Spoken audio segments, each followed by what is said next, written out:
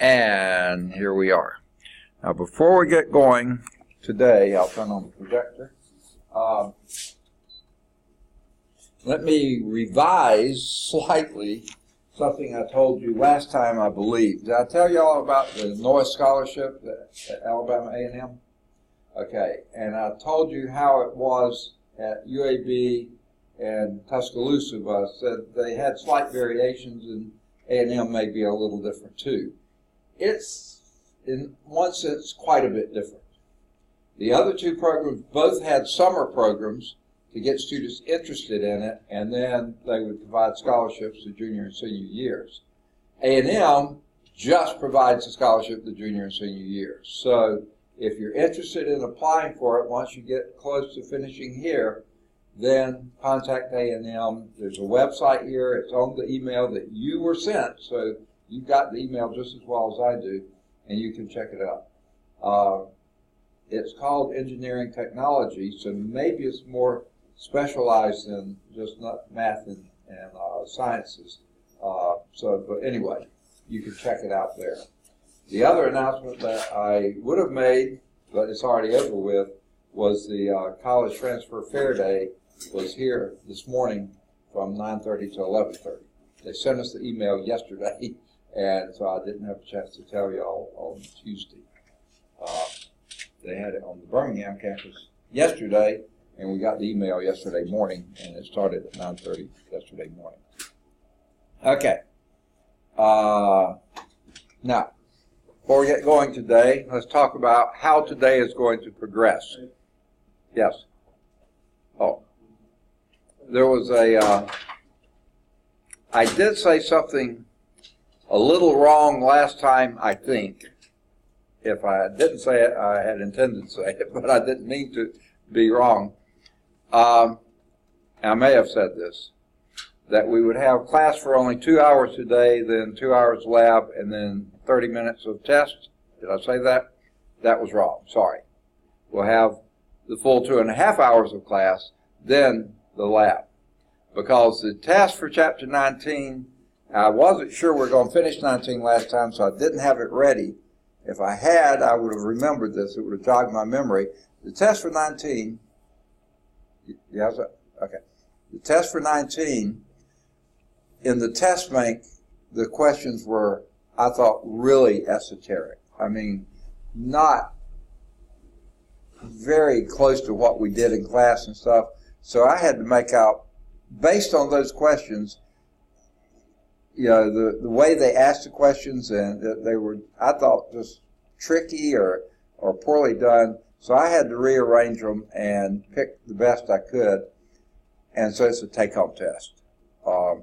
So if I had it printed last time, I would have given it to you last time.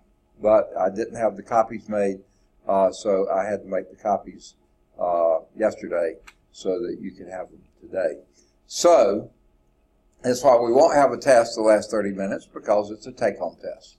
So what we'll do is have the full class this time, 2.5 hours, followed by the lab. The lab, I don't believe, will take you 2 hours to do. And it's sort of, I think, a fairly fun lab. It's going to take me a little bit to set up, not too much, a little bit of time to set up, but then once you get going on it, I think it's going to go pretty quickly. So when you finish the lab, you can go today. So there won't be a test at the end. So maybe a happy Thursday. Okay. Valentine's Day, right? Okay. All right. Any questions before we get going today? So the Chapter 19, the lab that usually goes with 19 will be the last 2 hours a day, and then the test for 19 will be, I'll give you before you leave. Gavin, did you have something, or did you cover? I want to make sure I take all my tests before I leave today, because I do have to go to work at 2. Okay. Well, be sure you pick up today's test. Okay. Okay. Well, I mean, you can get it on your way out. Well, okay. I was saying I have to be at work at 2 o'clock. Oh, you're leaving right now? I'm going to take my test today. It's good I can take. Well, okay. Well, how many have you taken? Do you know? I haven't taken none. I haven't taken none since class started. Okay. Well, then let me give you the first test, and you work on that, and if you finish that, then you the second test. Okay. And we'll just go like that. Okay. Are you going to go to another room? I can go to another room. You can go to the office if you want to, or if the next room is open, you can go over there too. Okay. So there's the Chapter 14 test. All right.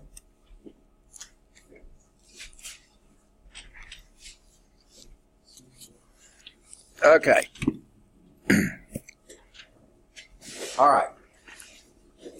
And for sure, before you go, get the take-home test. You can take that home. And you can even get today's lab and listen to it on. Now, this time, this lab that we're doing today is not one of the best ones to do on by just listening to it. You can listen to it, and if you have the resources, you can probably get it done at home too. But you won't be able to hear most of it because individuals will be working, and I won't be saying everything that's happening because you'll see when you hear about it. Okay. All right. All right. We started last time talking about, if there are no more questions, Chapter 20 is shaping the Earth's surface. Okay. And we talked about weathering, erosion, and transportation. That was a subtopic 1.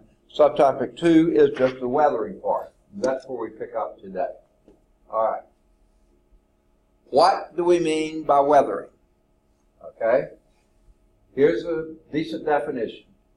Very slow changes resulting from, the breakup, crumbling, and other destruction of solid rock. Okay. Now, if you think about last chapter, that was building, creating new rock, folding, faulting, volcanic eruptions, that kind of stuff. Okay. Well, weathering is tearing that down. Okay, and it's usually pretty slow, breaking up, crumbling, and otherwise destroying the solid rock. Okay. Now,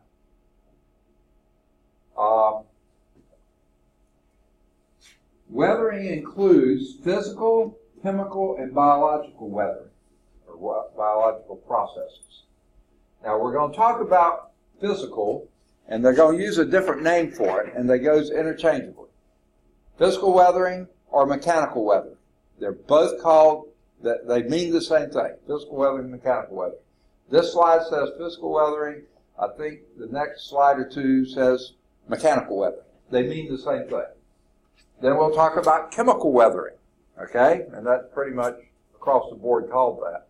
They don't do anything special about biological weathering except in a couple of examples of the others, okay? So I'll mention a few biological processes in addition to what they show on the slides. Okay? Now, weathering contributes to the rock cycle. How in the world would weathering contribute to the rock cycle? Remember the rock cycle in a couple chapters ago?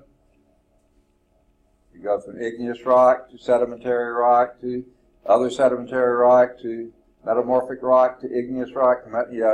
That cycle just goes round and round and round and round and round. So how does weathering contribute to that?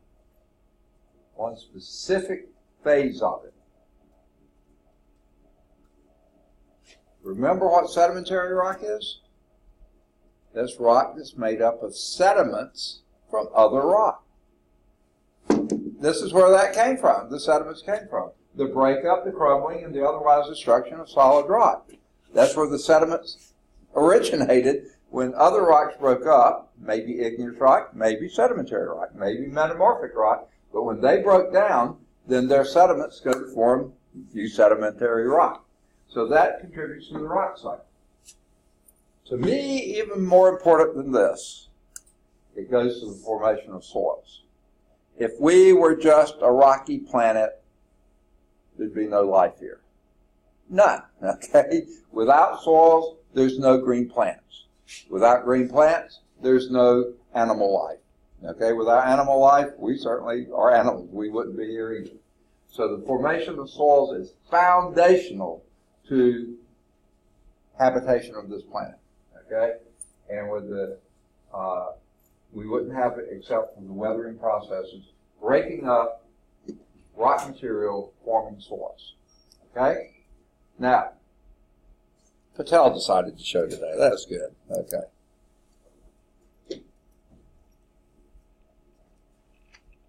All right, good deal. Now, also contributes to the movement of rock materials over the Earth's surface. Okay? Well, surely that's part of the deal here, but what's the big deal with that? But there is some. Okay? And we'll talk about part of that too. Weathering is a part of all three of those. In fact, there is a pretty important consequence of that further. Now,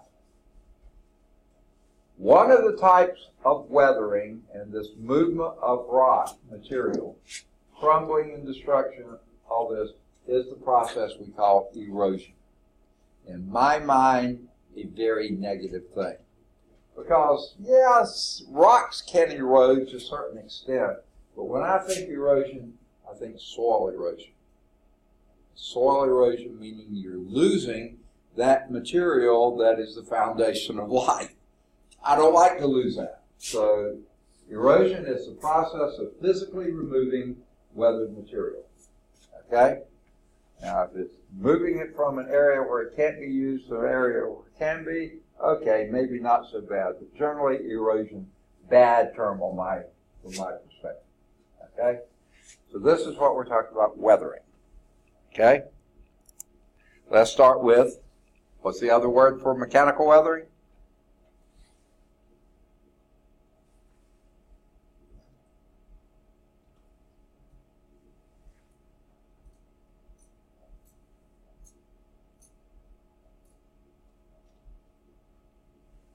Okay, back a slide. Physical weathering. Physical and mechanical mean the same thing. Okay? And here it is. The physical breakup of rocks without chemical change. Without chemical change. Okay? Now what do we mean by chemical change? That's actually changing the nature of the substance. Physical weathering, you don't have the chemical change, it's just the physical breakup. Okay? Now, if I were to take,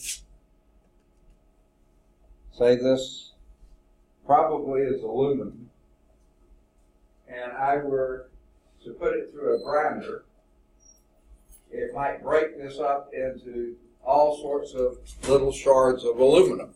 Okay? It would still be aluminum. Okay? Rhodesia's here.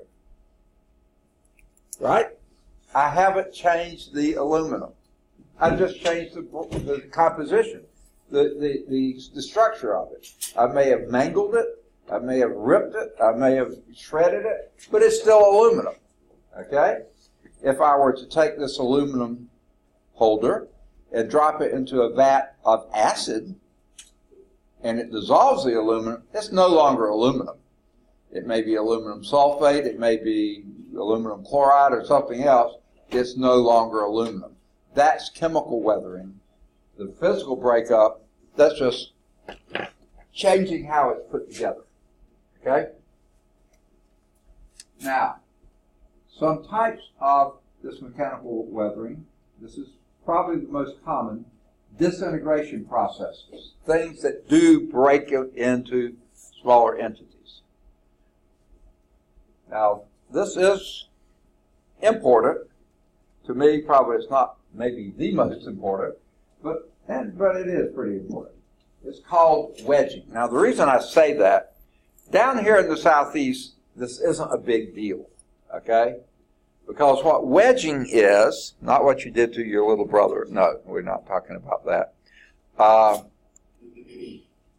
But it's this type of thing. And by the way, water is involved with many, if not most, of these weathering processes. And water is certainly involved here.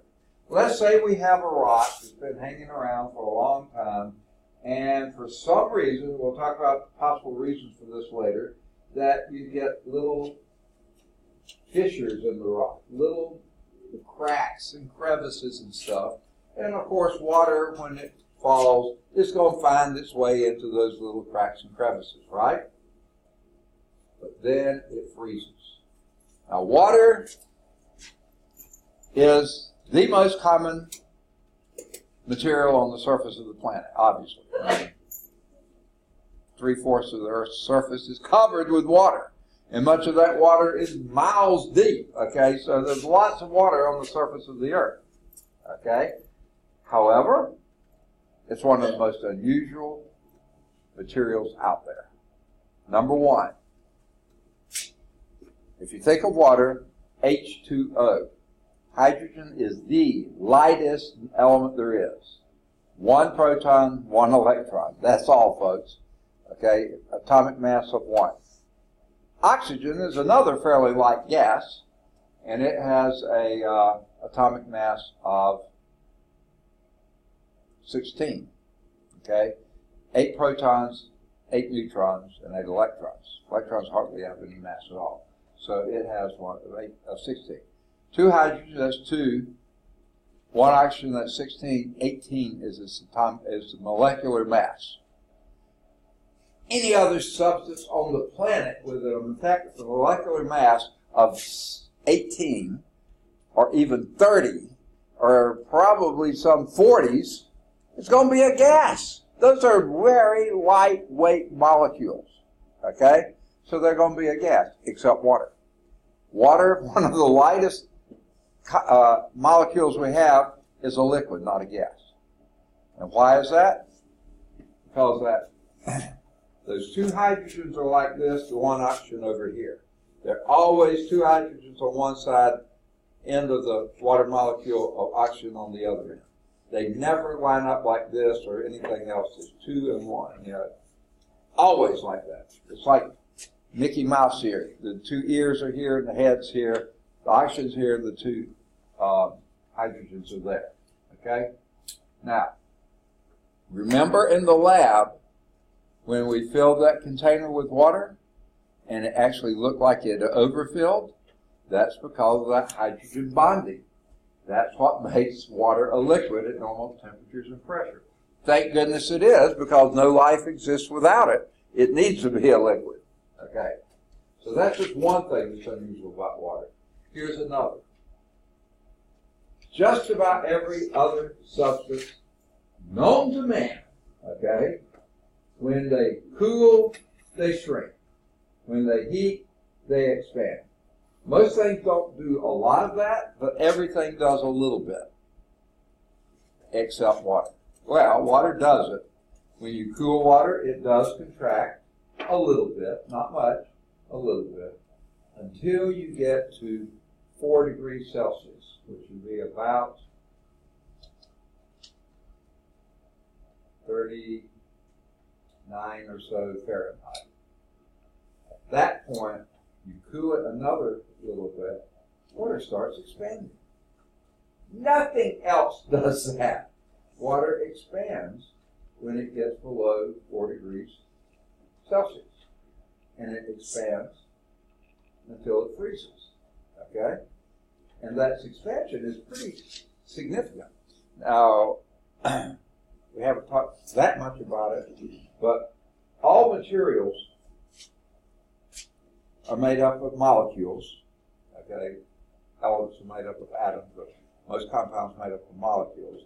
And those molecules are always moving. They're never still. Even in a solid, they're at least vibrating. Not much, but a little bit. And when they heat up, they vibrate faster, and that's why they expand. They push a little more space between the next molecule and them. That's why they expand a little bit. Okay?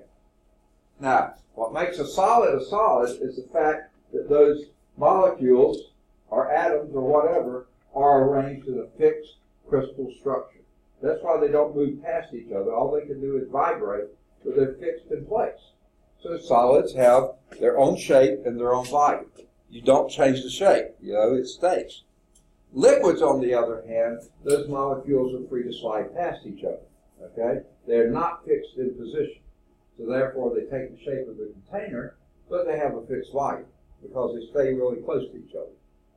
Gases, on the other hand, they just fly anywhere they want to. If I were to open a bottle of ammonia over here and I'd say, I've got to go down the hall for something, after a while, Michaela would be moving or her eyes would be watering or something. That ammonia is going to get it. And after a while, every one of them, because that ammonia gas is going to fill the whole room. Okay? And when I came back, I'd be doing the same thing too. Okay? Perfume, everything does that. A gas does that. Okay. Now, let's get back to here. Water, when it freezes, it goes from those close molecules as it was in a liquid to a crystal structure. But the crystal structure actually is a little bit expanded. The only material that does this. Because that crystal of ice, they have to get in fixed position. They're not as close to each other, so they expand. Now, most of you are probably aware of this. What do you worry about in the wintertime if we have one of those super cold systems come through? We thought we were going to have one this year, but it didn't, sort of fizzled out on us. Thank goodness. Say again? Snow. Okay, snow. But just really bitter cold, whether it precipitates or not. What do people at home worry about? The pipe's freezing. What's wrong with a frozen pipe, huh? If water's in that pipe, which most of them are, it works. Because, now, if water, when it freezes, if that expansion is strong enough to break a metal pipe, what's it going to do to that poor little rock there? That water got down into that crevice, into that fissure there, and then it got really cold and the water expanded. It's going to push those pieces apart and maybe make the crack just a little bigger. A little bit, not a lot, just a little bigger. But then the next year it does the same thing, and it may do it multiple times a year, okay?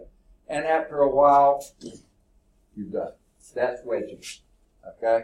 That's what water, or frost, they say here, does to a rock. If it gets into a crevice or crack and then freezes, it's going to push the rock, break the bonds in that rock that's holding it together. Okay? Now, the next figure I think will show the exfoliate. It will show trees doing the same thing. I'll come back to the previous one. Now, this is, remember, 2 slides ago, I mentioned biological weathering. Here's an example of biological weathering. It is a physical weathering, okay? But here's what happens. Roots, tree roots, or just about any kind of roots. Okay. You have time for another one or not? Not really. No, sir. Not really. Okay, you want to get your take home? Yes, sir. Okay. Let me put this in its place. Oh, man.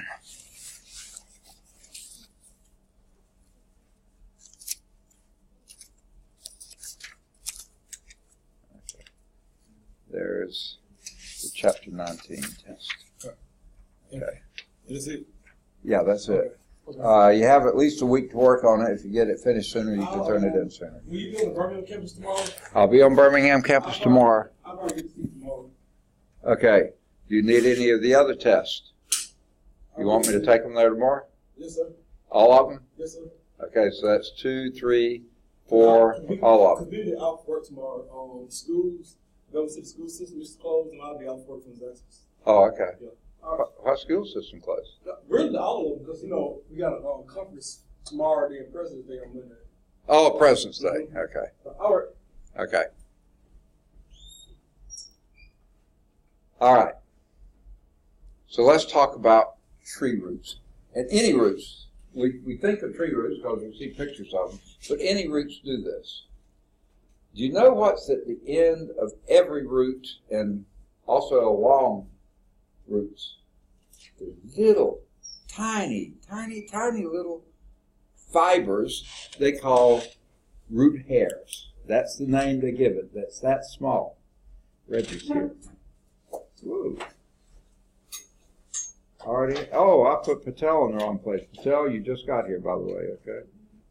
Okay, I put you in the wrong hole. Okay. All roots, somewhere along the ends, but also other places, they have these tiny little fibers called root hairs. Okay? Sometimes you can see these, sometimes they're so small it's hard to see them. But what those root hairs do, they find ways into small spaces. They're really tiny themselves. Okay? And something else that root hairs do, they're the places where the root gets most of its nutrients. Not the big old roots. It's hard for nutrients to go through that woody material. But the root hairs have fairly thin cell walls, basically just about cell membranes, and it's easier for nutrients to enter across those membranes. So most of the nutrients coming into a plant come in through the roots. Well, they all come in through the root, but through the root hairs. Okay? Now, these root hairs are tiny, and they're always looking for nutrients. So they make their way into cracks and crevices and soil particles or rock particles, and they get in there. Okay? They get into these little bitty crevices. Okay? And then they suck out the nutrients, and as the tree grows, the root grows. And as the root grows, there goes the crevice. It expands. Here, it went into rock and literally ate its way in. Now, here's the other thing that root hairs do. They're out there, literally, I'm using this term sort of figuratively, but it's pretty literal too. They're out there mining for nutrients. They're looking for and seeking out and getting nutrients. And how do they do that? The plants are chemical manufacturers, okay? They're manufacturing all sorts of chemicals all the time. Some of those chemicals are acids. They send the acid down to the root hairs, and the root hairs secrete the acid, dissolve the minerals, suck them up. Well, in dissolving the minerals, they're breaking them up. By chemical weathering. We're talking about physical weathering here, but it really starts with chemical weathering. But it also is physical too, in that the roots then grow.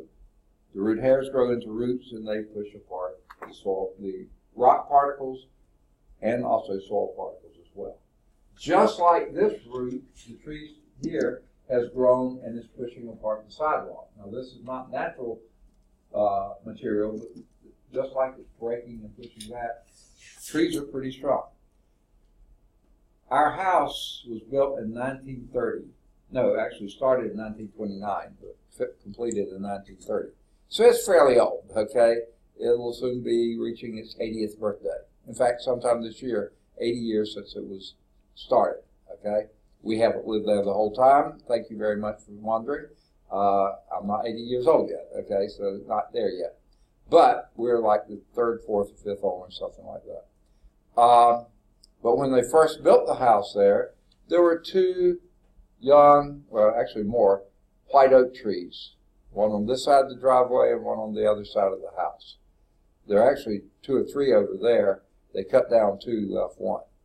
But the bigger one was over on this side.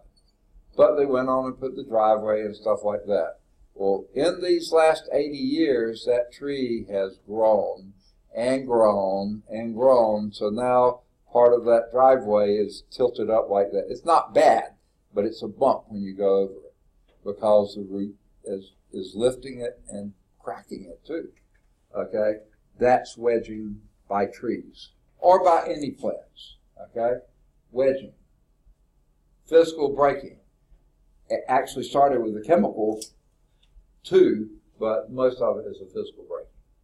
Now let's go back to the previous slide. Any of you ladies exfoliate ever? Do you know what it is? What is it?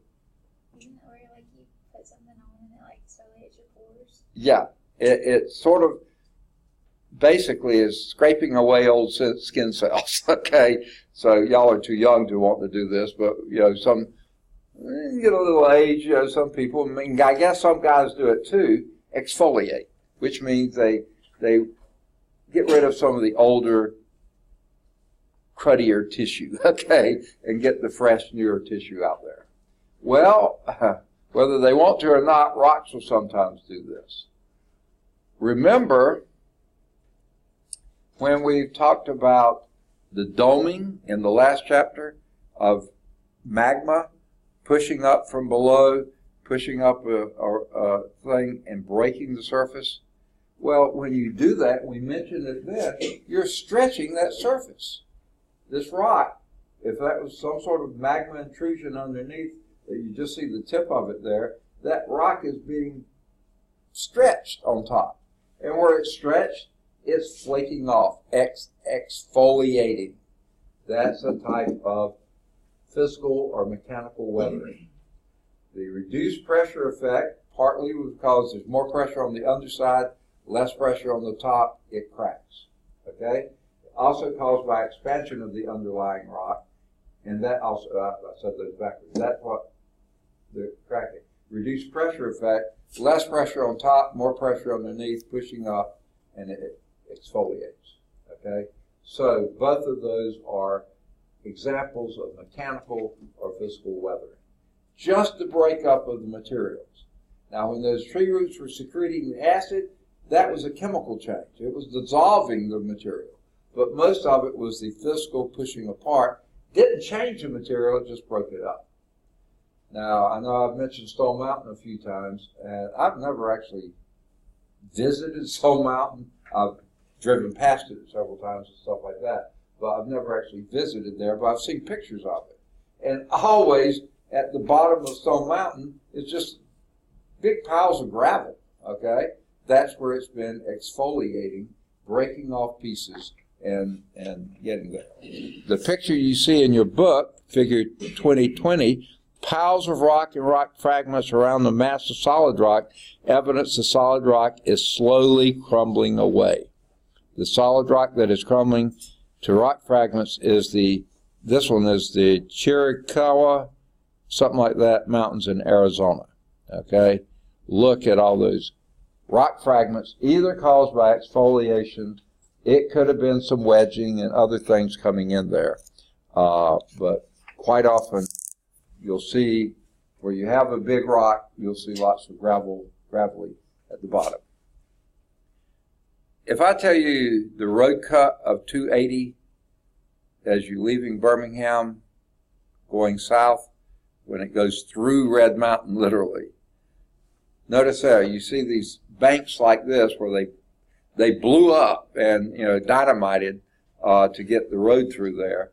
But those have been there. But then, since then, you get all this rock fragment at the bottom where physical or mechanical weathering mostly has occurred, making rock fragments at the bottom. Okay? Does that make sense? So that's mechanical weathering. Okay, there may have been another slide there, but I sure don't see it. Maybe that was a picture of 20.2, I don't know.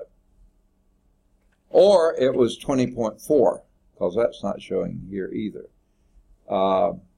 This little gal walking down this path, I don't think this is a particularly great picture, but if you carefully look, you'll see that the rock or pavement or whatever was there is actually cracking from the tree growth underneath it. That's what they're trying to show, but I thought that was a pretty poor example.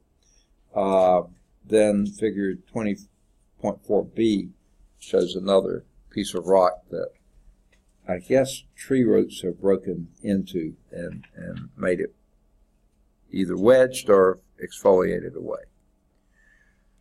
All right, now let's turn to chemical weathering, though I just mentioned some chemical weathering. Okay? I was thinking this was its own section, but it's not.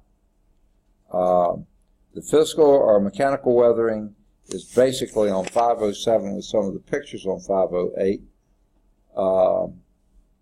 And physical and mechanical weathering is on 509 too.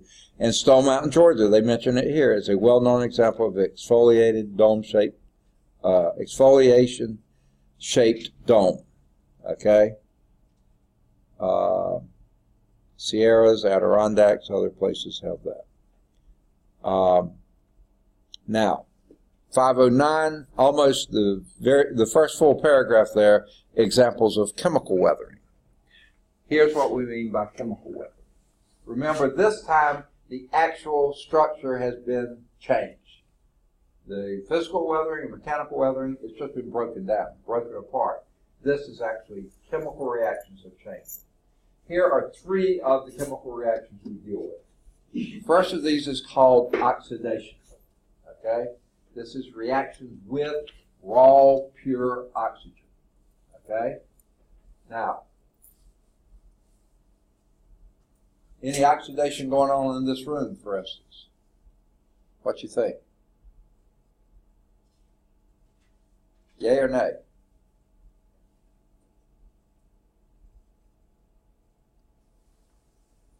Feel of your forehead. Do you feel any warmth there? Back of your hand? Yeah. Why? Because you're oxidizing. Okay? Oxidation is an exothermic reaction. And right now that you're not a mineral, and I know that, but you're oxidizing the food you ate for lunch, or maybe the food you ate for breakfast or supper last night. You're oxidizing it right now. That's why we breathe in oxygen and breathe out carbon dioxide. We're oxidizing the food that we ate, basically the carbohydrates.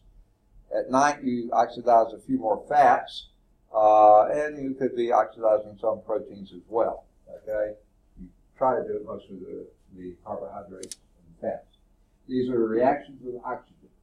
Okay, now from a weathering type standpoint, one of the clearest examples of these is production of the red iron oxides. Okay? How would you describe most of the soils here in Alabama? Or maybe over in Georgia? What's the characteristic that you think of when you think of the soils here in the southeast? What color do you think? Do you ever think about the soils in Alabama? By the way, my background is soils, okay? So I grew up on a farm.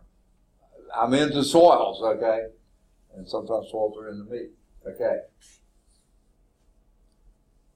Do you ever think of the Georgia red clay? Ever heard that phrase? Yeah. Where does the red come from? Iron oxide.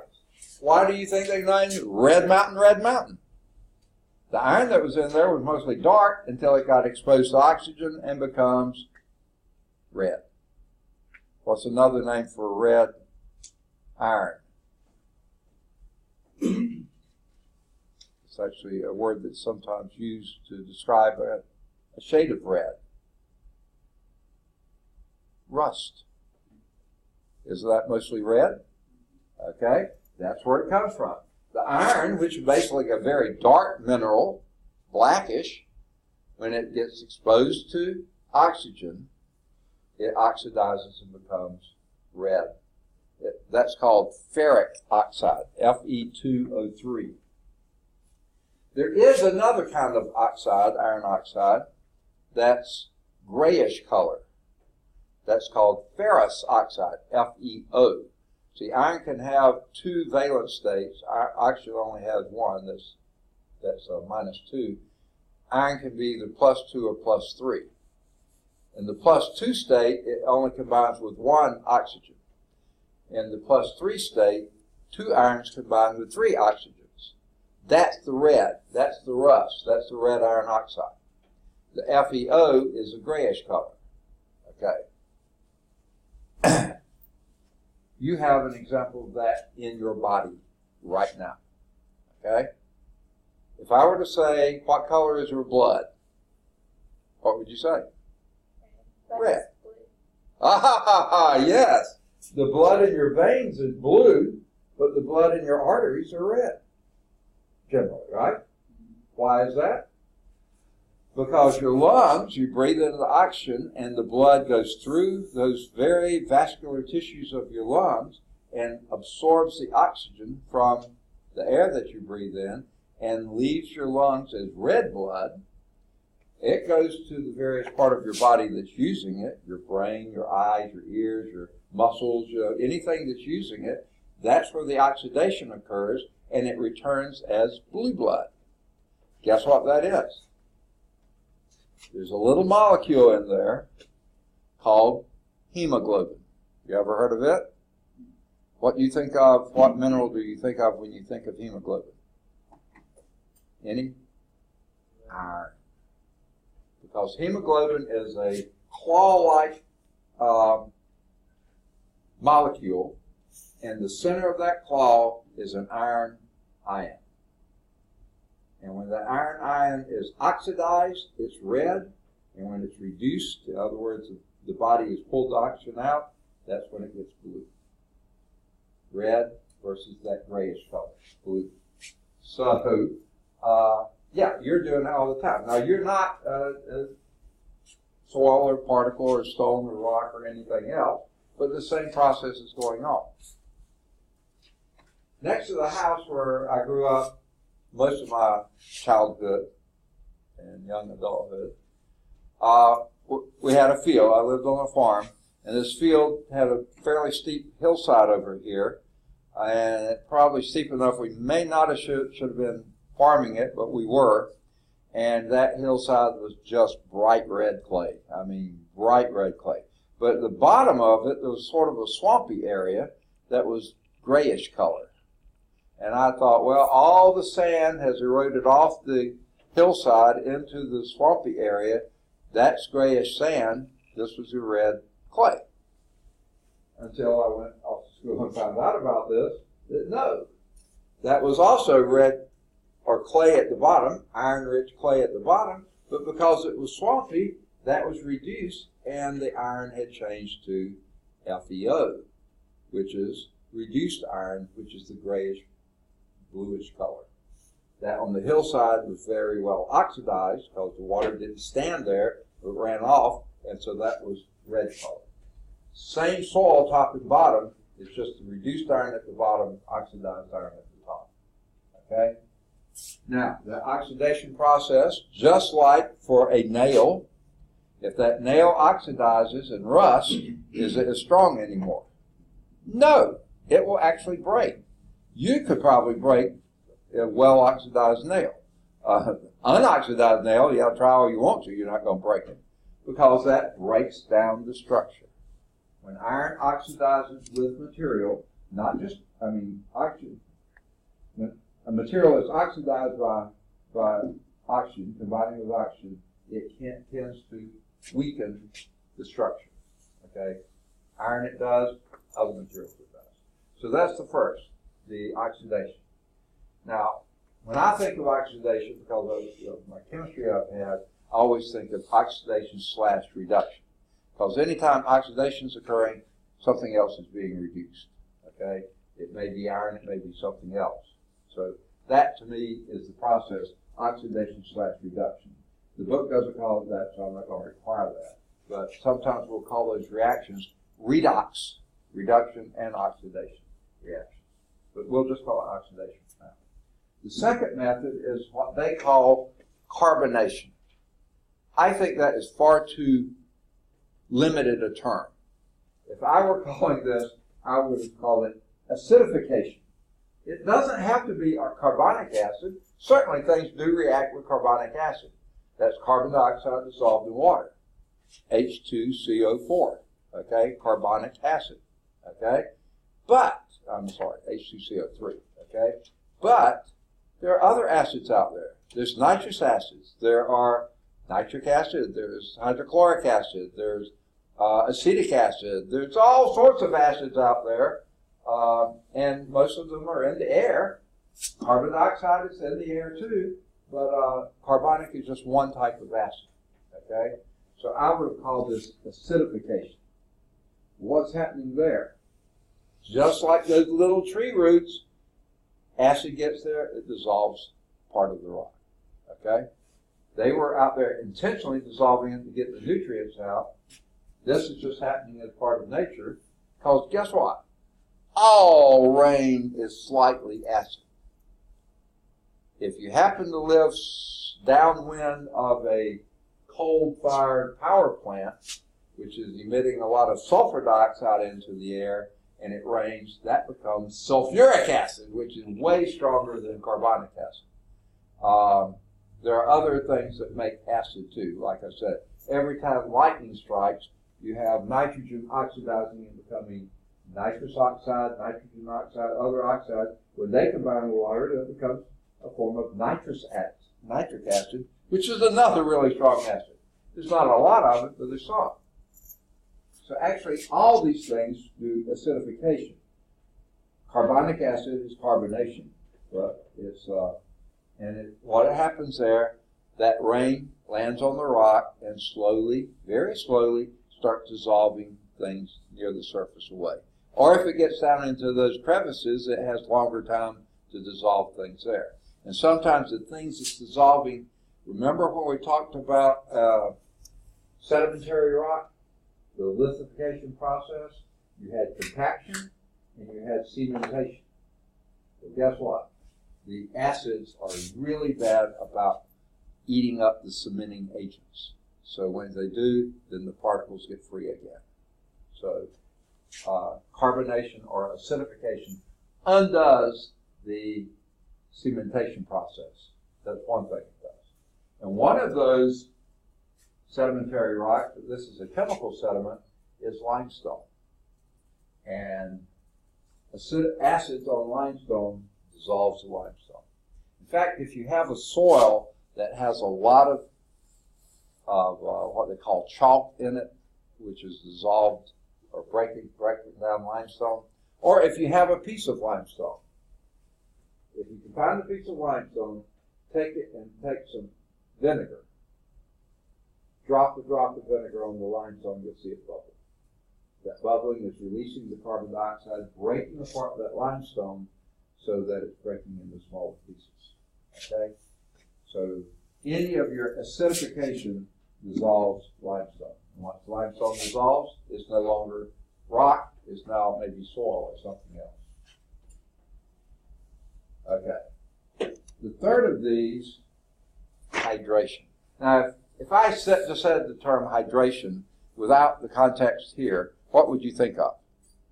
Water. Drinking plenty of water. Keeping hydrated, pretty important to do. Thomas Earl just always has water with him, right? You're trying to keep your hydration up, right? Well, hydration is reactions with water. You nailed it right there. It includes dissolving. Water is remember I said it's one of the most amazing compounds, most common compounds on the surface of the earth, and one of the most amazing ones. It is a liquid when it should be a gas. It has that strong hydrogen bonding. It has that surface tension, and it swells when it freezes. Has all these things. Well, it's one of the best dissolvers you have. It breaks apart other materials, dissolving them. Think about, you mind telling me what's in your cup? Sweet tea. Sweet tea. Okay. How does sweet tea get sweet? Sugar. Yes. Will you just mix sugar in with it? Well, yeah, you did. No, the water dissolves the sugar. It breaks those C6H12O6 sugars, that's the simplest sugar, and dissolves, splits the crystal and dissolves all those molecules. It's still sugar. But it dissolves it, okay? And that's exactly what water does. It includes dissolving or combining with water. That's all part of hydration. And when I say dissolving, that could be dissolving those cementing agents that were holding the rock together. It could be dissolving chemical bonds that were making the crystal structure. And now you no longer have that. So hydration, reaction with water, these are the three of the major chemical weathering activities, but not the only three. Like I said, I always think of this as oxidation/reduction. This, to me, is acidification, not just carbonation. And then, of course, hydration covers a whole lot, too. All right. Now, here's some examples. I can't recall where this is, if it even says here. It doesn't say. Okay? But this is some limestone over here. And water has come down, fallen on this, and dissolved away the weaker, where the bonding was least, and you see all the places where the limestone has been dissolved away, including up in here. It looks like a limestone cave, and here, and some of those places like that. It's really dissolved it away. Trying to think of the park that's up in northeast Alabama. I want to say Estes Park, but I don't think that's it. That they have some caves up there. Is it Dakota? DeSoto Caverns. That's it. DeSoto Caverns. Okay, have you been in them? No, but I'm going. Oh, good. Yeah. I haven't been in them either, but I've heard they're really fascinating. And part of the fascination in them, those are limestone caves pretty much, I think, almost totally. A lot of the state of Alabama is underlain by limestone, especially get up in the northeastern Alabama. Huntsville has lots of limestone. And we have a lot here too, but they have a whole lot. And I think my wife's brother used to go exploring caves up there all the time. I don't think his mother knew he was doing that sometimes, but he did. He was kind of a wild child. But anyway, the Soda Cavern's one of them. Two of the structures that are there, now there's other ones out west. Carlsbad Caverns, have you ever heard of that one? Okay, it's somewhere out west somewhere, others. And I think the Soda Caverns has them also. They have places where the water has dripped from the ceiling over years, but the water has had limestone in it, and as it's dissolved limestone, and as it drips, it's left things hanging from the ceilings. I can't remember if those are called stalagmites, I think. But also water drips onto the floor and builds up, and those build from the floor up, and one of them stalagmites and one of them stalactites. I can't remember which one is which. One's from the ceiling, one's from the floor. I think the Soda Caverns has both of them in it. And that's where it's dissolved limestone from somewhere else, and then the caverns are cool, and it comes out of solution, and over time builds up these structures. So this is where it's been dissolving them away. Here is a river or a stream bed that's eaten over time into the limestone here too. Now, some of this may have been mechanical weathering. If that water was running quickly through there, then that was separating the material. Part of it chemical, dissolving either in the acid that's in the water or just dissolving by the water, breaking them apart, and then hauling them off. Okay? So this is a combination. In fact, most of the time you have combinations of physical and chemical and possibly biological weathering all going on hand in glove. So this whole stream bed was taken out by probably carbonation, acidification, and dissolving in water, with probably some physical weathering too. And we'll talk about more of that later. Does that make sense? Chemical weathering. Now, they don't talk about biological weathering separately. And from here, we move into soils. And as I've already told you, my bias is that soils are the most important material on the planet. Well, pretty close. Okay. Second to water. Huh? Second to water. Running awfully close second, you know.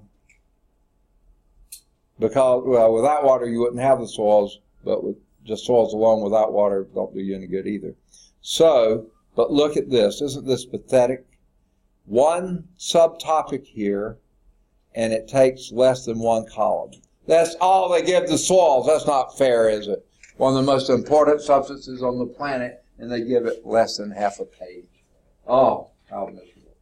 Okay. What are soils? Well, here's a decent definition of them. Mixtures, that is a key term here, mixtures of unconsolidated. Now, what do we mean by that? Okay. Look at the root of that word. What do you see it is? Almost the middle 5 letters. Solid. Okay. Consolidated would mean the solids are, con means with, so they're solid together. But this is unconsolidated. The solids have been broken apart, split into smaller units. So unconsolidated, weathered earth materials. Okay? That means they were one-time rock. They could have been igneous rock, they could have been sedimentary rock, they could have been metamorphic rock. It didn't matter. They were unconsolidated, meaning no longer stuck together, weathered, that's what unconsolidated them. Earth materials, meaning rock. And here's a new word, humus. That's not the same as hummus, which is a good Middle Eastern paste, really tasty. Okay, made from garbanzo beans and garlic and all sorts of good things. Okay, this is humus.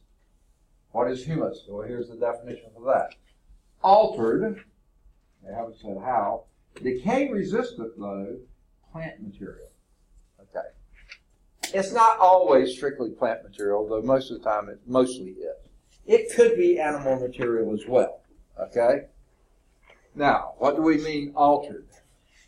Well, those leaves out there, they're right now little buds, but the ones that were there on the trees last year, they fell to the ground, right? And for a while, they still look like leaves.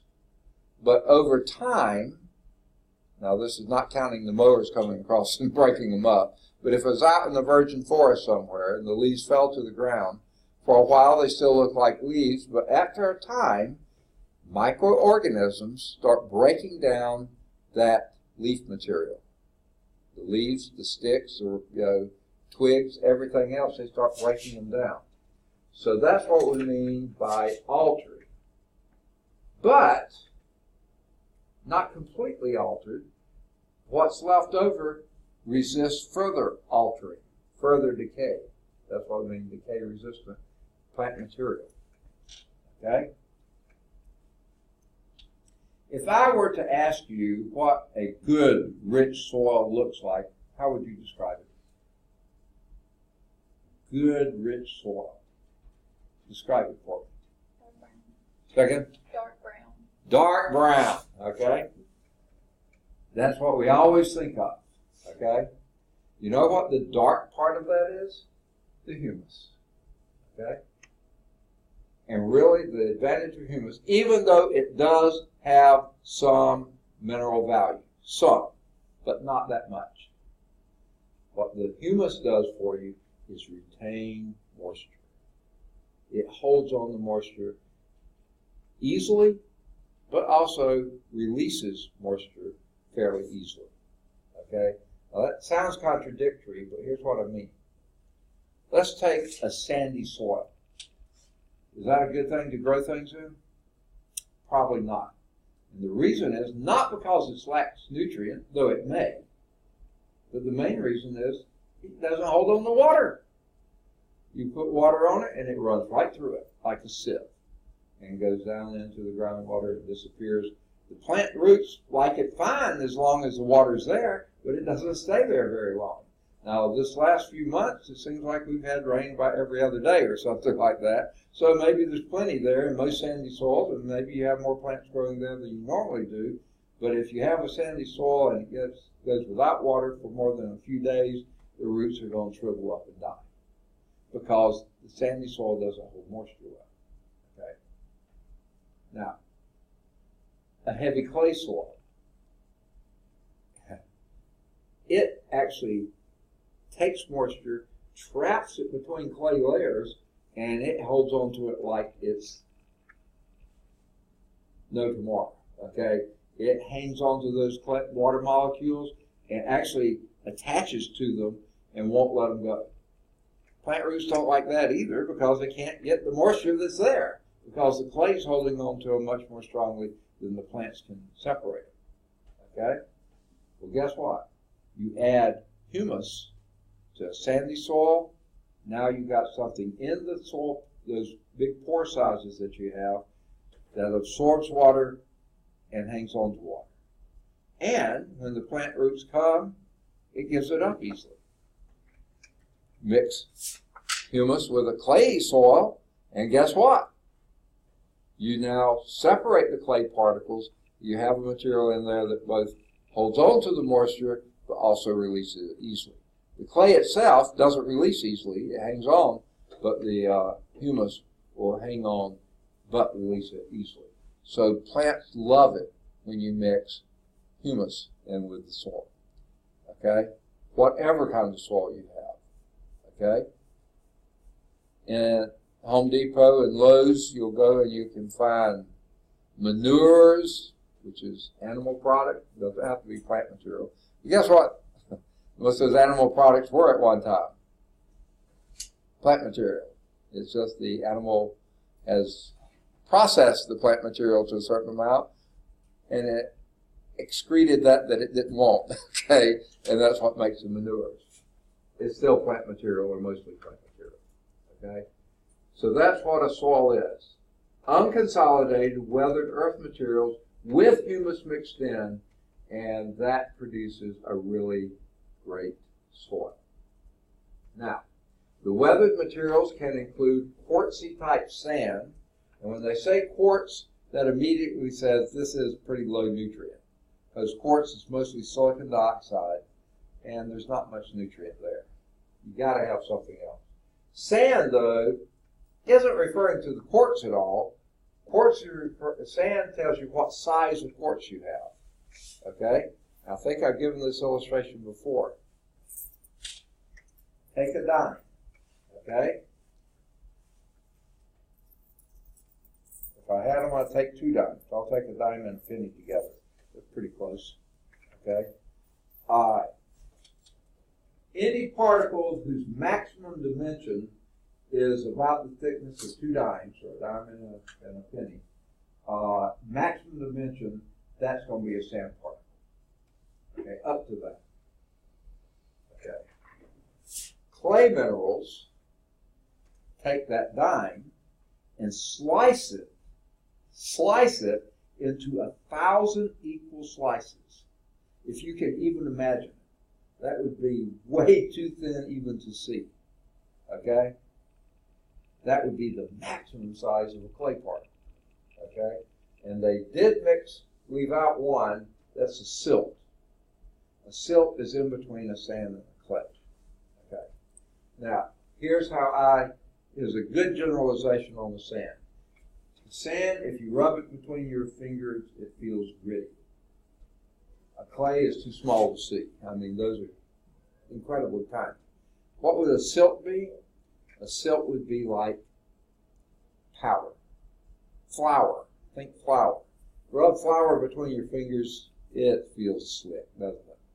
No grittiness at all. But there are definitely particles there that you can see. You can't see a clay particle, but you can see flour particles. You know, you can't see it much, but you see some. So that, now flour is not unconsolidated earth material, but just think of an unconsolidated earth material that was ground that fine.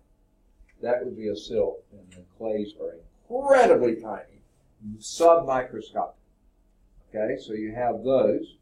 Weathered materials include sandy materials, quartz sand, which is not high in nutrition, large particle size, but also large pore size. That's why the water runs through it too fast. Clay minerals, which are so incredibly tiny, meaning their pore spaces are incredibly tiny, and means water gets trapped in there and won't release it to the plant roots. But your silts, that's an ideal size. We just don't have as many silts in the soil as we do sands and clays. Then we also have metal oxides. That would be like the iron oxide. Most clays, by the way, are white or whitish. But if they're red-looking clays, that just means you have iron oxide coating that surface of those tiny little clay particles. So that's what gives it the color. You also have salts. Potassium chloride, sodium chloride, magnesium chloride, magnesium carbonate. You have these salts that are mixed in with those other weathered materials. Okay. Now, again, there are a few things on here that are not quite as accurate as they should be, not as precise. Let me put it that way. What a loam is, I just mentioned, you have quartzy materials, gritty material, clay materials so small you can't even see them, not even with a normal microscope. Or you have silt materials, but you don't have that much, but that's the very, very fine.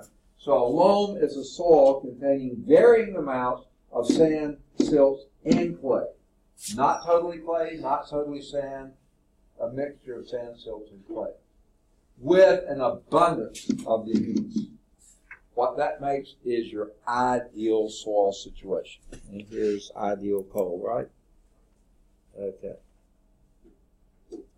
It is the best type of soil for growing things is a loam, a mix of sand, silt, and clay. Now, just based on where this guy's from, he said it's also known as topsoil. It really doesn't have much. It's the best topsoil you can have, but it has nothing to do with being topsoil. Now, you can have a loam in your clay subsoil. You don't usually, but it could. Okay, what topsoil is the top layer of the soil. Okay, that's why they call it topsoil. Now, generally, your topsoil is going to have a lot more humus in it than the subsoil. Why? Because that's where the leaves fall. That's where the plant roots are. That's where everything is that's organic. Remember, this is plant material. That's near the surface. It's not down deep. So there, you are going to have more humus there. That characteristic of the topsoil. But the topsoil could be a sandy soil, it could be a clayey soil, or it could be a loamy soil. It could be a loamy soil. It doesn't have to be. It's just the top layer of soil. Your subsoil, on the other hand, and here they say less fertile, and that's usually true too, beneath the topsoil, the main thing about the subsoil is usually packed tighter. Not always, but usually is. Okay? And part of that packing is it doesn't have as much humus in it. So you run over it, you do other things to it, and it just gets packed down. Your topsoil usually is looser because plant roots have loosened it up. Earthworms have loosened it up. You've dug in it, other things have kept it loose, okay? That's what makes it a topsoil, mostly the humus. Now the fertility, generally the subsoils don't have as much mineral nutrient. Part of that is because they don't have as much humus, but the humus really isn't the big fertility part. It's the water holding and water releasing part. Okay. Now the subsoil also will contain typically more rocks and mineral accumulation, but you see sometimes the mineral accumulation are higher fertility. It's just the plants can't get to them because they're still in the rock. Okay? And it will definitely contains less humus. That's the big difference between the two. So don't call loam a topsoil. Loam is a type of topsoil. It's the ideal type that has a varying amounts of sand, silt, and clay. When you have a poor mixture of those, either too much sand, too much clay, then you have soils. They could also be topsoil, but they just aren't ideal for growing. The main thing about the growing, they got the humus in it. Okay? And you've got a variety of particle sizes, meaning you have a variety of pore sizes, means the roots can get the water they need. It doesn't run through, and it doesn't hold it too tightly. And the humus contributes to both of those. That's all they got on soils. I'm sorry, I wish we could spend the whole term on soils. No, we don't have time. But I said that's dealing with soils. This also deals with soil erosion. And what erosion is the mass movement. Okay? Now, not every bit of erosion, we'll see later, is caused directly by gravity, but the most part is caused by gravity. Okay? Gravity is either pulling soil down, okay, or it's pulling water down, which is hauling off the soil. Okay? So, erosion, the ones they talk about here, are caused directly by gravity. Two types, slow or rapid. Okay? The slow is called soil creep.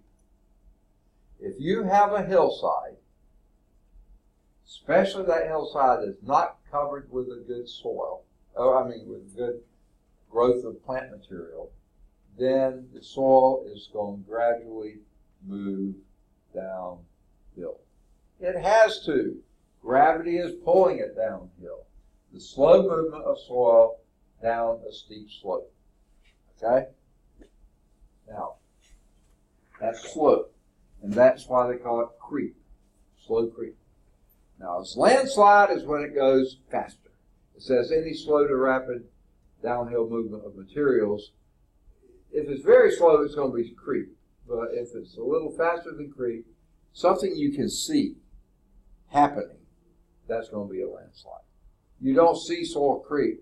You look at it one year and it seems to be there, and the next year you say, that's not moved a little. You know, that's creep. You don't ever notice it.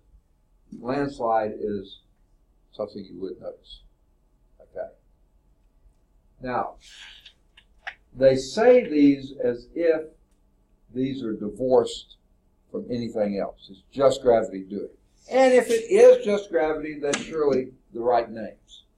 But generally, it's not just gravity. It's usually gravity mixed with water. Okay? The water loosens up the soil, and now gravity pulls it down. And the water may even carry the soil down. Okay? But that's called water erosion.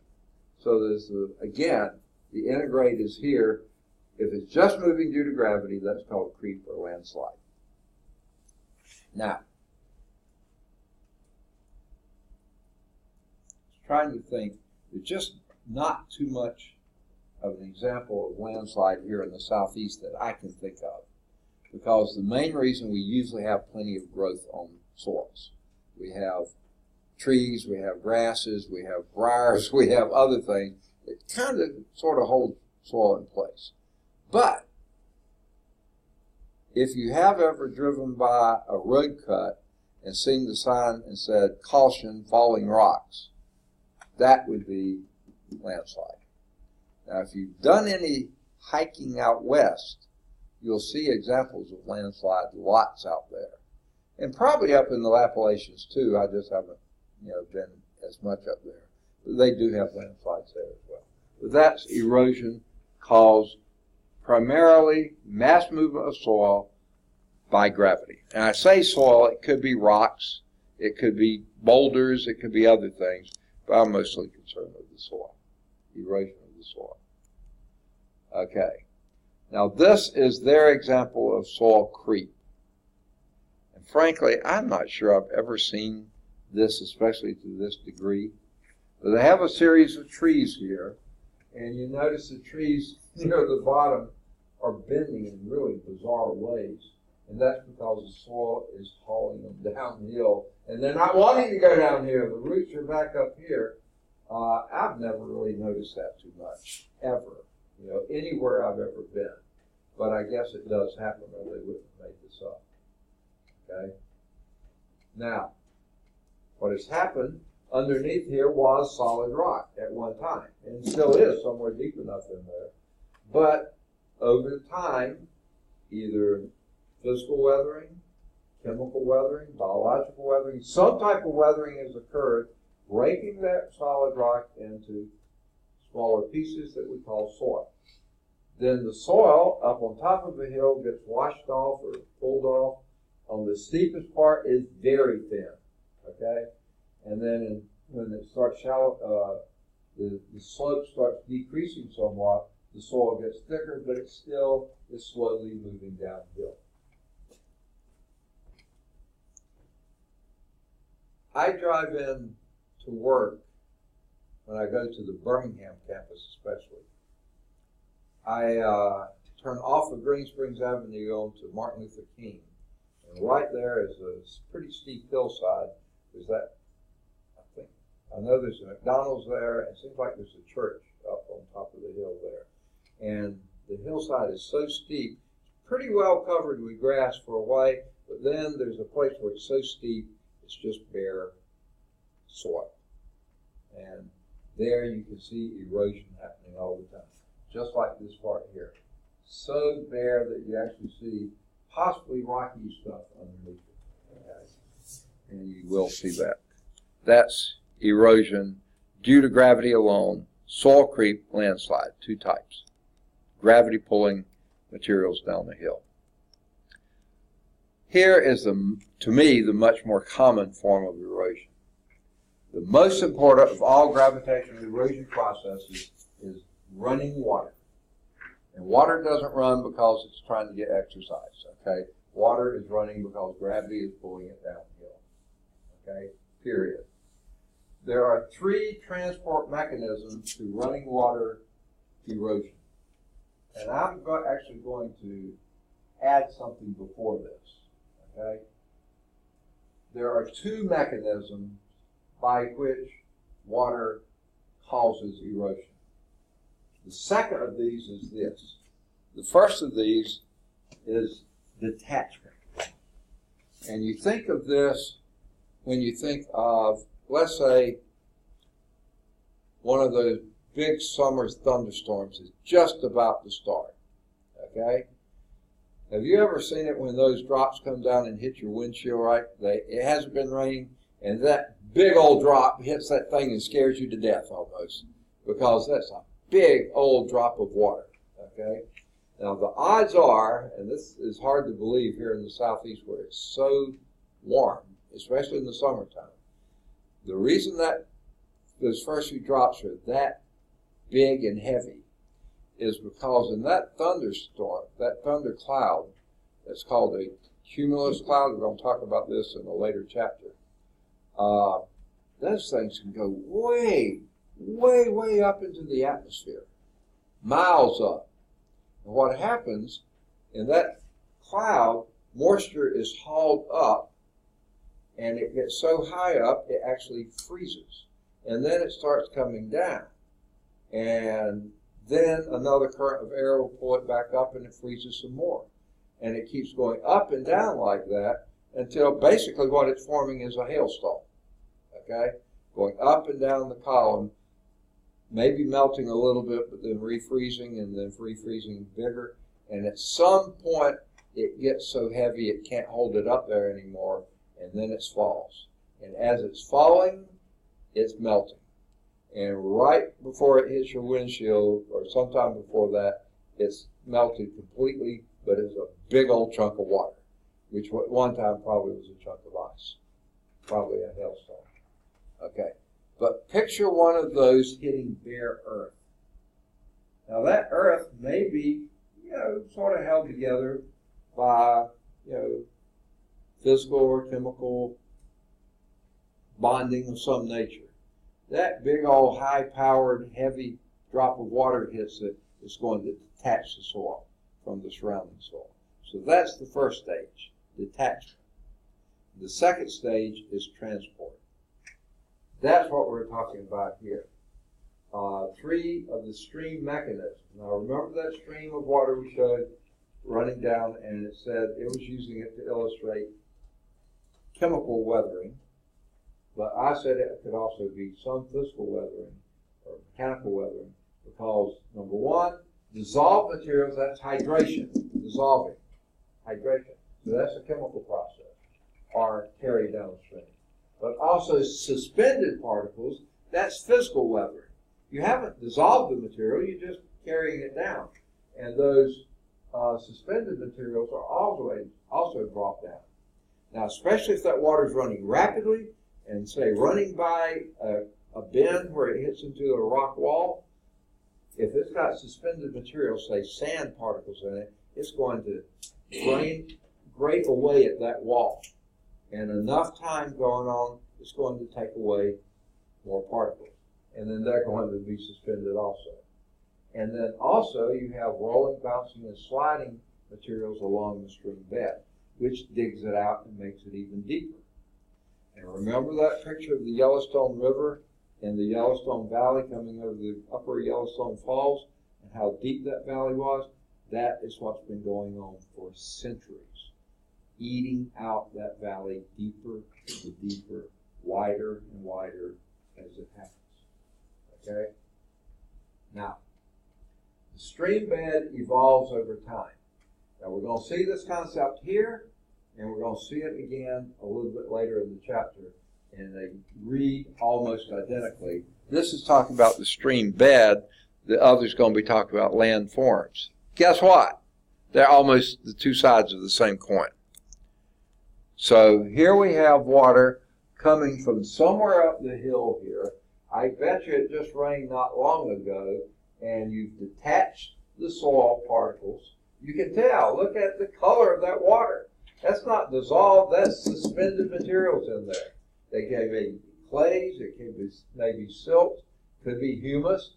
It could even be some sand, but the sand will fall out pretty easily.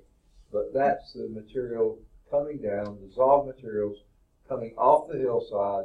You're eroding it away, going downstream, and the faster, the more water it gets, and the faster it goes, the more it eats away at the stream beds and the banks. Now, fortunately, you have a lot of green grass cover material here, but it's still losing soil, even with all that plant material and a good cover there. Whoa.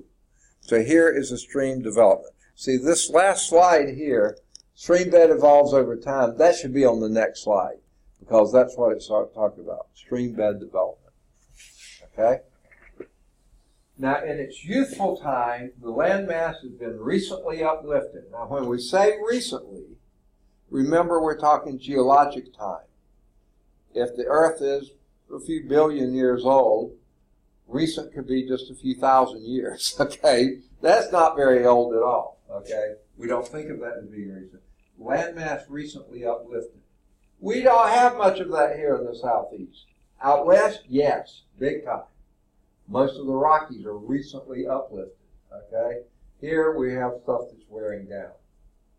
So in the youthful stage, you have steep gradients. Those streams are coming downhill very rapidly. You have V-shaped valleys like we saw in the Yellowstone, V-shaped valleys, okay? With no floodplains to speak of. The water just goes. It doesn't hold up and hang around anywhere for very long. You have boulders.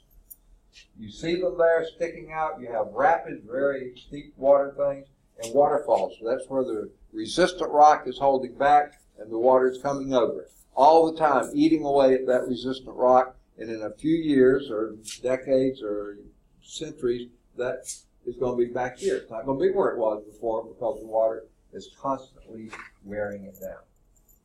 Okay? Then in the mature land stream beds, the stream gradient is smoothed out and lowered, and it's going downhill still, but it's moving at a much slower pace.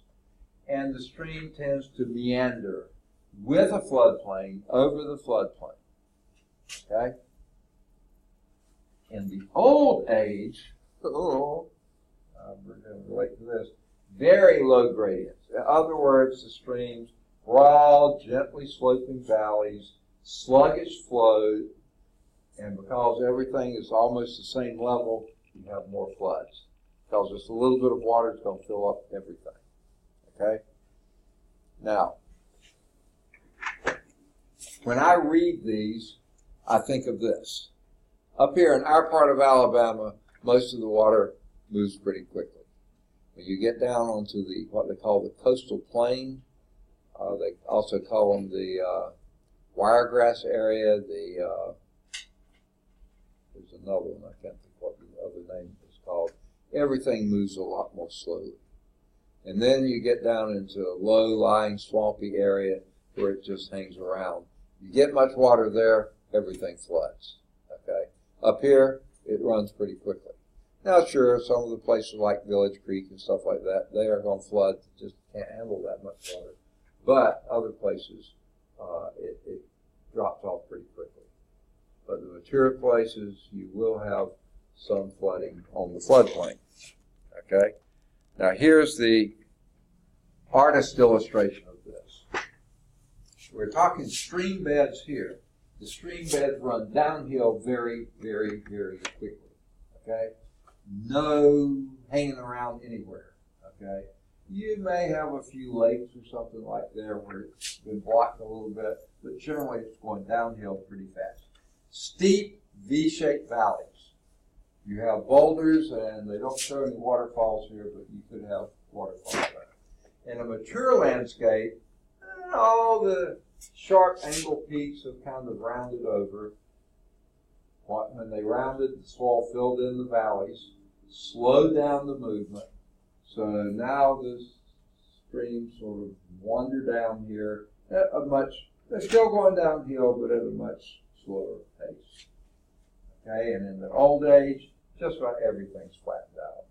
There are some hills still and other things, but you see, and does anyone know what this is called here?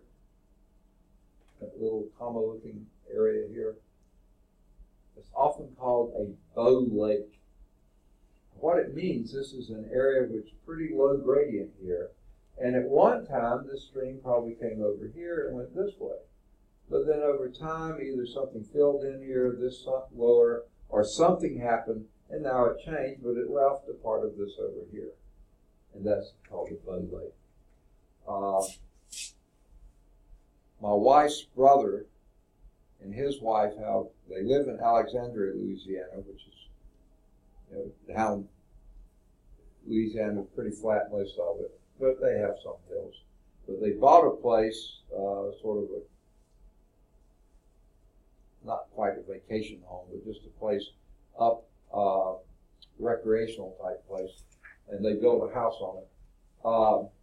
And the name of that is, I'm trying to remember now, I think it's Cane River Lake. Okay, you're like, wait, is it a river or is it a lake? Well, it used to be part of the Cane River, which is pretty close to the Mississippi, but it quit. I mean, it got cut off like this, and now it's just a lake. But it used to be part of the Cane River, and now it's a bow lake. And he has not a very powerful boat, but a boat he goes out fishing and stuff in, and touring around. It's near Natchitoches, Louisiana, and that isn't spelled doesn't look anything like it sounds. Natchitoches. That's a strange thing. There's also a Natchitoches, Mississippi, I think, which is spelled even differently, but they're pronounced very similarly. So those are stream developments: early, mature, old age. Youthful, mature, old age. All right, here's this picture again. Which one would you classify that? Youthful, mature, or old age?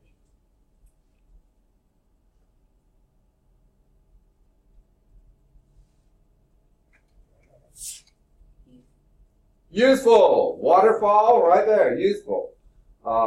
V-shaped valley, look at that. It goes straight down. There's no rounding in it. The water is rushing down there, even down here. It's just rushing through here. If you had been there, you hear it. It's just a roar all the time. Yeah, that's a youthful. Now, what do we mean? When was that uplifted? We don't know. We weren't around then, thousands of years ago. But it's still a youthful stream bed. Okay, still cutting its way through everything. Get on further south for a ways, or whatever direction it is, downstream for a ways. Some place it's going to flatten out and go into a mature stream bed, and at some point, maybe down in the deltas of Mississippi, you finally hit, and Louisiana, you hit old age. Okay. Make sense? I'm not sure what figure they had there. Oh, and by the way, I have been turning my pages as rapidly as I should. It talks about several things: slope, percentage of grade of a mountain. Those are good things to look at, interesting applications of it.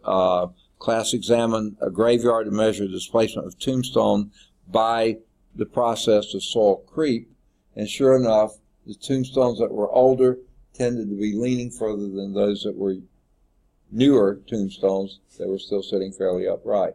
But over time, the soil has been moving very slowly. So, a couple of examples there. I mentioned creeping trees. I've never seen them, but I guess they must exist. They keep talking about them. Moving streams of water carrying dissolved materials and sediments. Look at that. You can tell lots of sediments in that river. There's a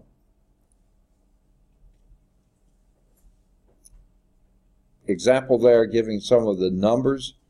And notice the unit there, megagrams of sediment. A gram is about the size of the mass of an aspirin tablet or something like that. A kilogram would be about the mass of this book. A megagram is 1,000,000 grams, 1,000 kilograms, which is really massive, and this gives 10 to the 5th megagrams, okay? That's enormous amounts of soil being carried away by this river basin. So read that and sort of think through what it's saying. There is a pretty decent figure, 20.9, before we got to the ones we saw here, that usually the river usually stays in its channel, but during a flood it spills over in adjacent land. This isn't a flood time, so you can't see it. But notice how that stream is meandering around. Very much water come down in it, and it's going to flood. You can just see it would flood. All right. And there's the Yellowstone River. Now that looks like the lower falls. That's not the up. No, yeah. I'm not sure. I think that's the lower falls. Very V-shaped. And then there's an example there, how fast the water must be moving.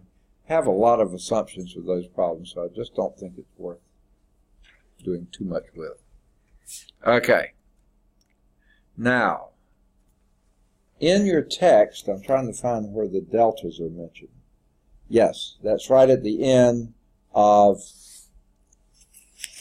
this when you talked about the old age. One of the things near the end is the delta. I mentioned it too. I just said the Mississippi Delta region. What that is, deposits of sediment at the mouth of a river or stream. Remember, and especially the Mississippi. The Mississippi River goes from Minnesota to the Gulf of Mexico, which is far, far long distance, okay? And it is not straight at all. I mean, it goes back and forth, back and forth, back and forth. If you were to straighten it out, it would probably reach from near the North Pole to almost where it ends. I mean, it really is a windy river. But that's not all. Around St. Louis, the Missouri River comes into the Mississippi. Missouri River is even longer than the Mississippi is. It goes from west to east, and it meanders quite a ways for a long, long period of time. Then you add the two together, and you got one big, massive body of water, moving lots and lots and lots of soil downstream. So that's what they're talking about here. You have all these deposits of sediment coming down a river, any river, especially the Mississippi, with the Missouri back of it, okay? Well, guess what? As it slows down, as it gets less rapid, more of the material drops out. Because when water's moving fast, it can carry a lot of material. It can carry gravel. It can even carry boulders sometimes if it's moving fast enough. But when it slows down, the sand drops out, the silt drops out, and finally even the clays drop out. But that's usually right down where it's entering the mouth of a river or stream going into a bay or something like that. The stream flow dissipates onto an ocean or a lake or a gulf or somewhere like that, a bay. The erosive and sediment carrying ability is lost because it's slowed down so fast. So it's not going to carry as much. Well, when that slows down, then you have deposits being made. Okay? Now, this is an artist's rendition, and it's pretty good. There's what it's based on there.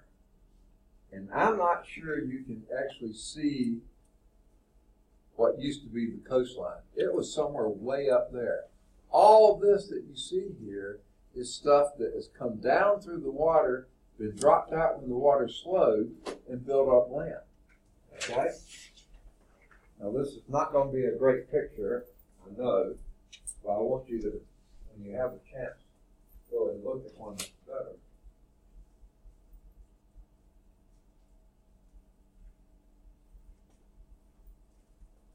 I know I'm sitting way up here, y'all are sitting way back there. But I think you can see this even from where you're sitting. Do you see that little thing sticking out in the Gulf of Mexico right there? A little lump that goes out. Here's Texas over here, here's Florida here. Just about midway between, you see something sticking out into the Gulf. You know what that is? The state of Louisiana, okay? And Louisiana is where the Mississippi River flows into the Gulf of Mexico. And my guess, I'm pretty sure this is right, probably a huge portion of the state of Louisiana is probably delta, sedimented rock. This used to be up here.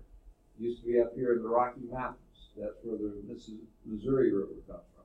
It used to be up here near the Great Lakes. That's where the Mississippi started. All this is carried down. The Ohio River comes through down here. It dumps into the Mississippi.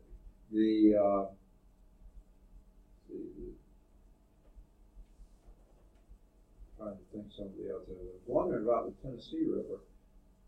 I don't think so. I think it goes into the Gulf separately. But all that soil that it carried got dumped. And that's why Louisiana sticks out into the Gulf. It's just piled on and piled on and piled on. It's sedimentary. Okay? That's a delta. Just all this was what was originally there. This has all been added later. And in time, that probably was this a few centuries ago. So who knows back here where it really started, okay? And that's exactly what's happening. That's what a delta is, okay? Because the slower the water goes, the more it drops materials out. Sand, silt, sand, clay, and then it piles on. And sometimes it's here, you don't see it. It's below water here.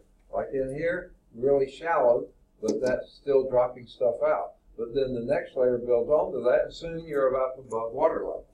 And then more is dropped out, and more is dropped out. When you have big floods, more is dropped and then piled on the top. So that's what makes a delta. Now, sometimes deltas are some of the richest soils out there. Sometimes they're really hard to manage because they're so wet most of the time. You can't really grow crops there as much as you would like. Okay? But on the other hand, you may not be wanting to grow crops there because they are filtering a lot of junk that's upstream from going into your fisheries down here in the Gulf. So you don't want them to go too fast. You want them to slow down and meander. All right, so we've talked about gravity pulling soil downhill two ways, soil creep and landslides. That's just gravity alone.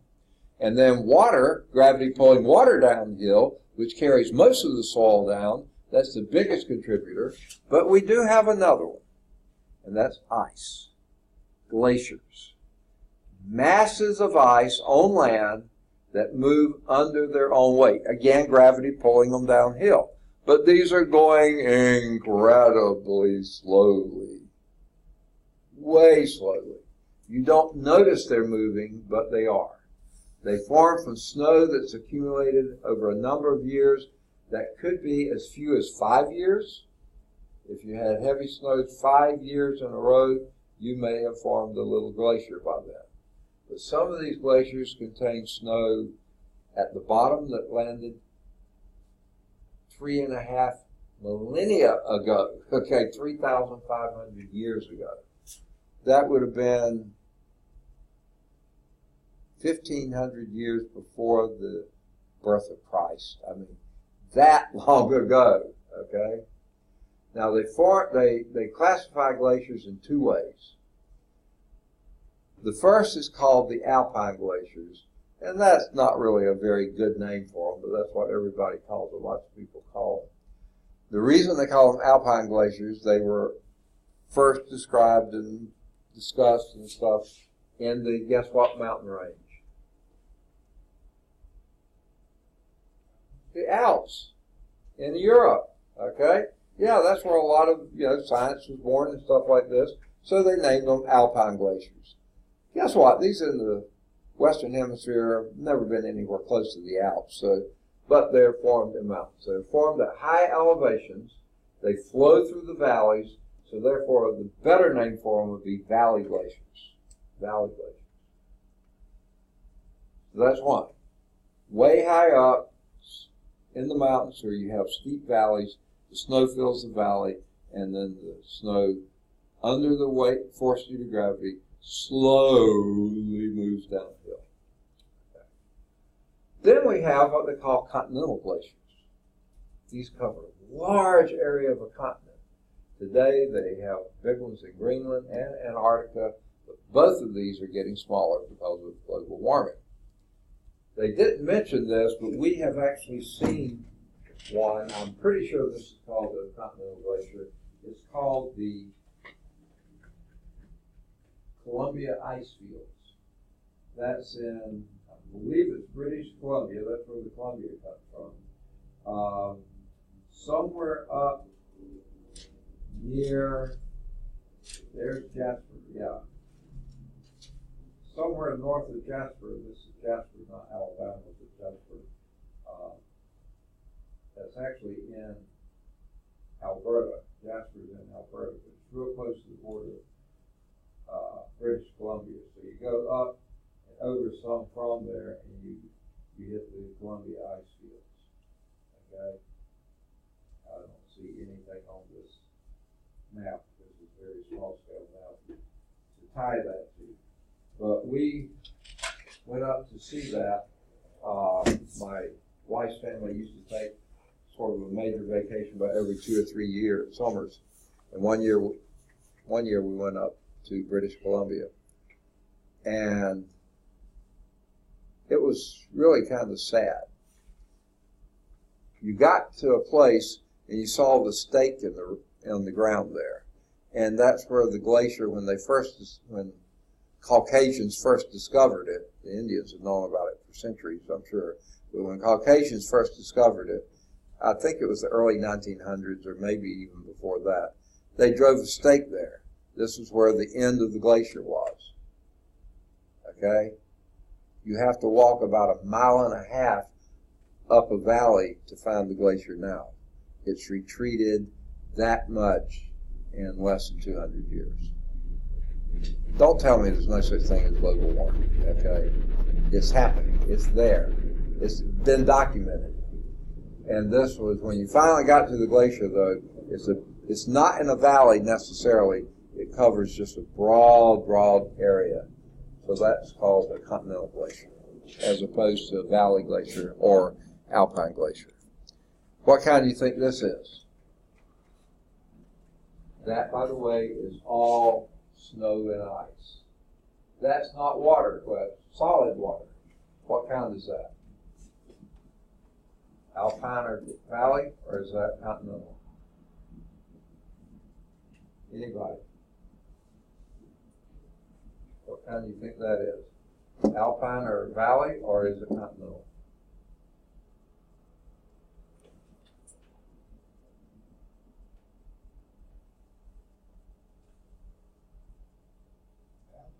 That's valley, exactly. There's mountains on this side, mountains on that side. It fills the valley.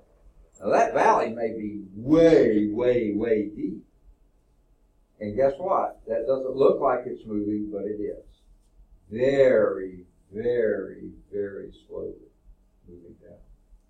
Now I've also read a book. It was a really interesting book. I think the name of it was 3 Cups of Tea or something like that. It was of a guy who got lost. He was a mountain climber, and he was out in the Tibetan plateau doing one of the big peaks near the Himalayas. And but there's a plateau out there, and he got out on the ice field, and he was completely lost. And this local people found him, took him in, thawed him out, fed him, nourished him and stuff. And finally, he came around, and he was just I think it's real close to Philippines or something like that. It's in that area there. And he was on an ice field, which was a continental glacier, not a valley glacier like this. But all of them are still moving downhill. But when they're melting, they seem to be retreating. They are moving downhill, but they're melting faster than they're advancing. So, pretty sad. One year, or actually my wife and I went by ourselves to Glacier National Park in Montana, real near the Canadian border. And it was pretty sad in two senses. Number one, that whole park used to be you could almost see glaciers anywhere you were. Now there's only like 5 or 6 left. Okay, and lots of green around it, which is nice to see green, but it used to be glaciers. Okay. Number two, it wasn't so green because they were having fires that year. So we didn't get to go to certain parts of the park because the glaciers had melted, exposed, things that burned easily, and they had fires. Okay. Now, gravity pulling soil downhill, soil creep, or landslides, that's one form of erosion, gravity erosion. Then you have gravity pulling water downhill, and that's water erosion, the major type of erosion. But gravity is also pulling ice downhill. It just goes really, really slowly, but it does, and this is glacier erosion. 3 mechanisms that it does this. The first is called bulldozing, because the tongue or the end of a glacier, where the ice, is pretty thick and heavy there, it's moving downhill. It has moved downhill. Gravity pulling it downhill, but it picks up things that are in the way and pushes them in front of it, like a bulldozer.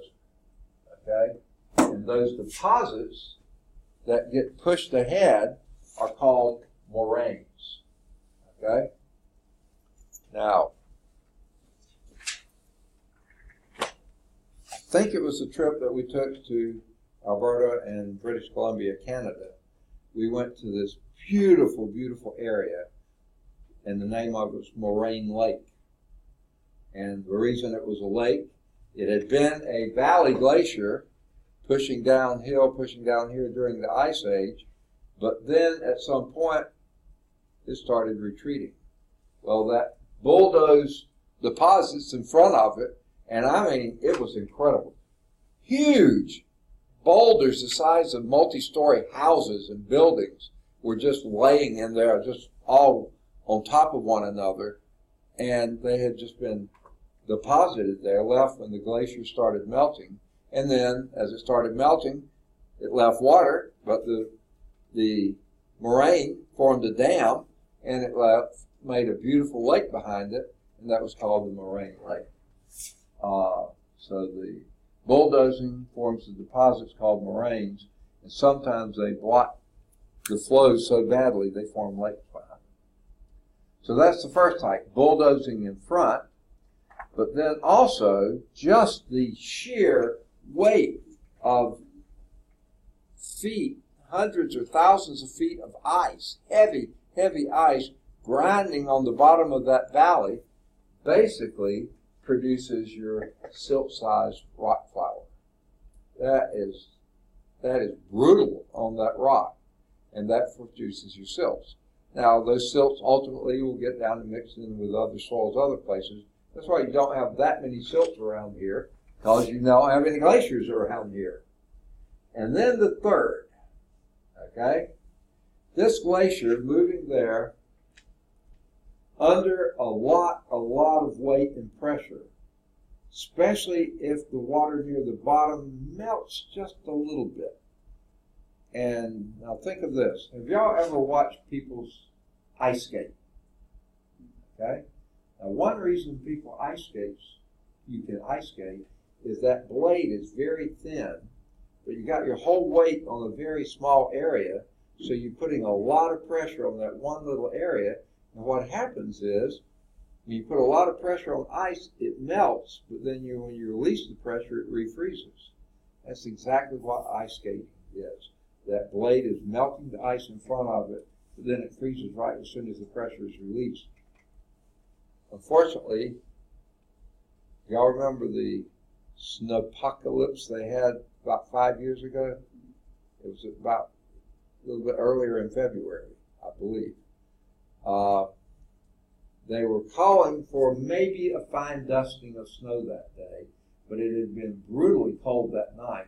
So the ground, the roads, everything were really close to freezing temperatures that morning. And then that fine dusting of snow turned into a pretty good snowstorm. It wasn't really thick. I mean, probably no more than 6 to 8, 12 inches, something like that. But everywhere that first car that drove over it had no problem, okay? But it drove over, melted the ice, and then once the tire rolled over, refroze again. And then the next car did the same thing, and after a while, it was such sheet ice no one could go anywhere.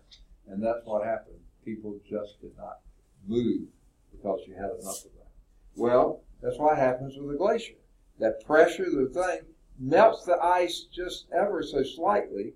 When it melts, it surrounds, say, a boulder or a rock or something else, and then it refreezes when it turns night or something like that. Well, now, in addition to ice trying to go downhill, you have these teeth in it. You know, these are the rocks.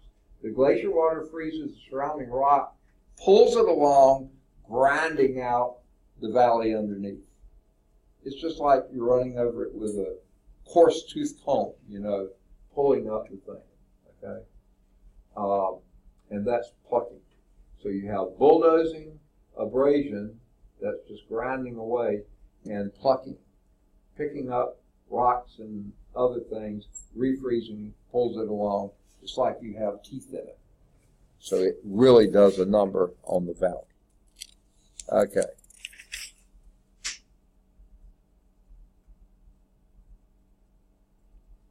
All right. Any questions on glacier erosion?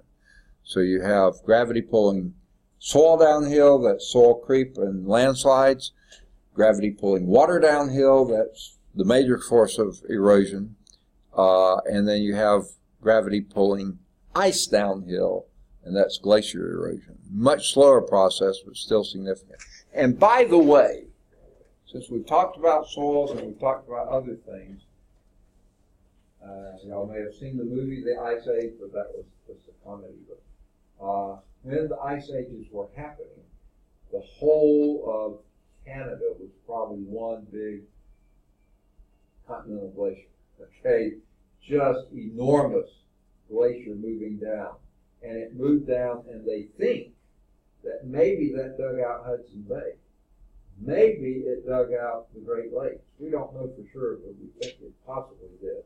But it ground down, and the glaciers came into the U.S. territory. We weren't U.S. then. It was a long time before we were here, but it did. But then when they finally started, and by the way, all the time was grinding and bulldozing and abrasing and plucking, hauling down soil, and then when the glaciers started eroding, the weather started warming and they started retreating, they left all that good topsoil from Canada in our Midwest.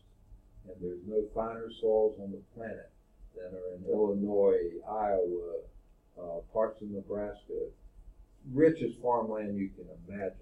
Why? The glaciers brought it all down from Canada, not all of it, but a lot of it down from Canada. So in Nebraska, I lived there for about 5 years. When you talk about topsoil, they measure it sometimes in feet or yards because there's so much of it there. They just bulldoze it around level fields and stuff. They're still in topsoil. Here, we talk about sometimes inches of topsoil, not feet of topsoil. It's just a completely different ballgame. That's why I said that guy that called a loam a topsoil, that's not what it is. Okay. Oh, here are some of the things that glaciers leave behind. If you started with a V-shaped valley, this is a fairly between youthful and mature landscape. The valleys are still somewhat V-shaped, but the peaks have begun to smooth out a little bit. But here of glaciers, or a series of glaciers come through, they dig out the valleys and make U-shaped valleys, no longer V-shaped valleys, because the glacier ate around the sides of them and all, okay? There were some places you had harder rock that the glacier didn't do, and there you have rock-based, well, you have rock basin lakes when the glaciers retreated. You have, there's another one here. Here is a place where you have what they call a hanging valley. This glacier crowded in formed into this one. This one dug deeper. It was heavier, deeper, bigger, and so you have a hanging valley here. Rock steps there. What happened to your mountains here, the glaciers ate on one side, another glacier ate on the other side. What was rounded before now becomes really peaked. And you see the ridge there, one glacier on one side, one on the other side. It left a peak there, okay? The cirque, I think is how you say that, cirque maybe, is the rounded place where the glacier had started eating. The arêtes or erotes, or however you pronounce that, that's that ridge I was talking about, or the valley right on the other side of the ridge. Okay? You don't need to know this necessarily, but that's how glaciers can really change a landform. Sort of an extreme case, but they can. All right. The last major kind of erosion, and it's the least active one, but it still is significant, is called wind erosion. Now, remember that slide a long time ago? And I said, it said all erosion is caused by gravity. I said, most erosion is caused by gravity, not all, okay? Because wind is not caused by gravity. Wind erosion is its own actor, okay?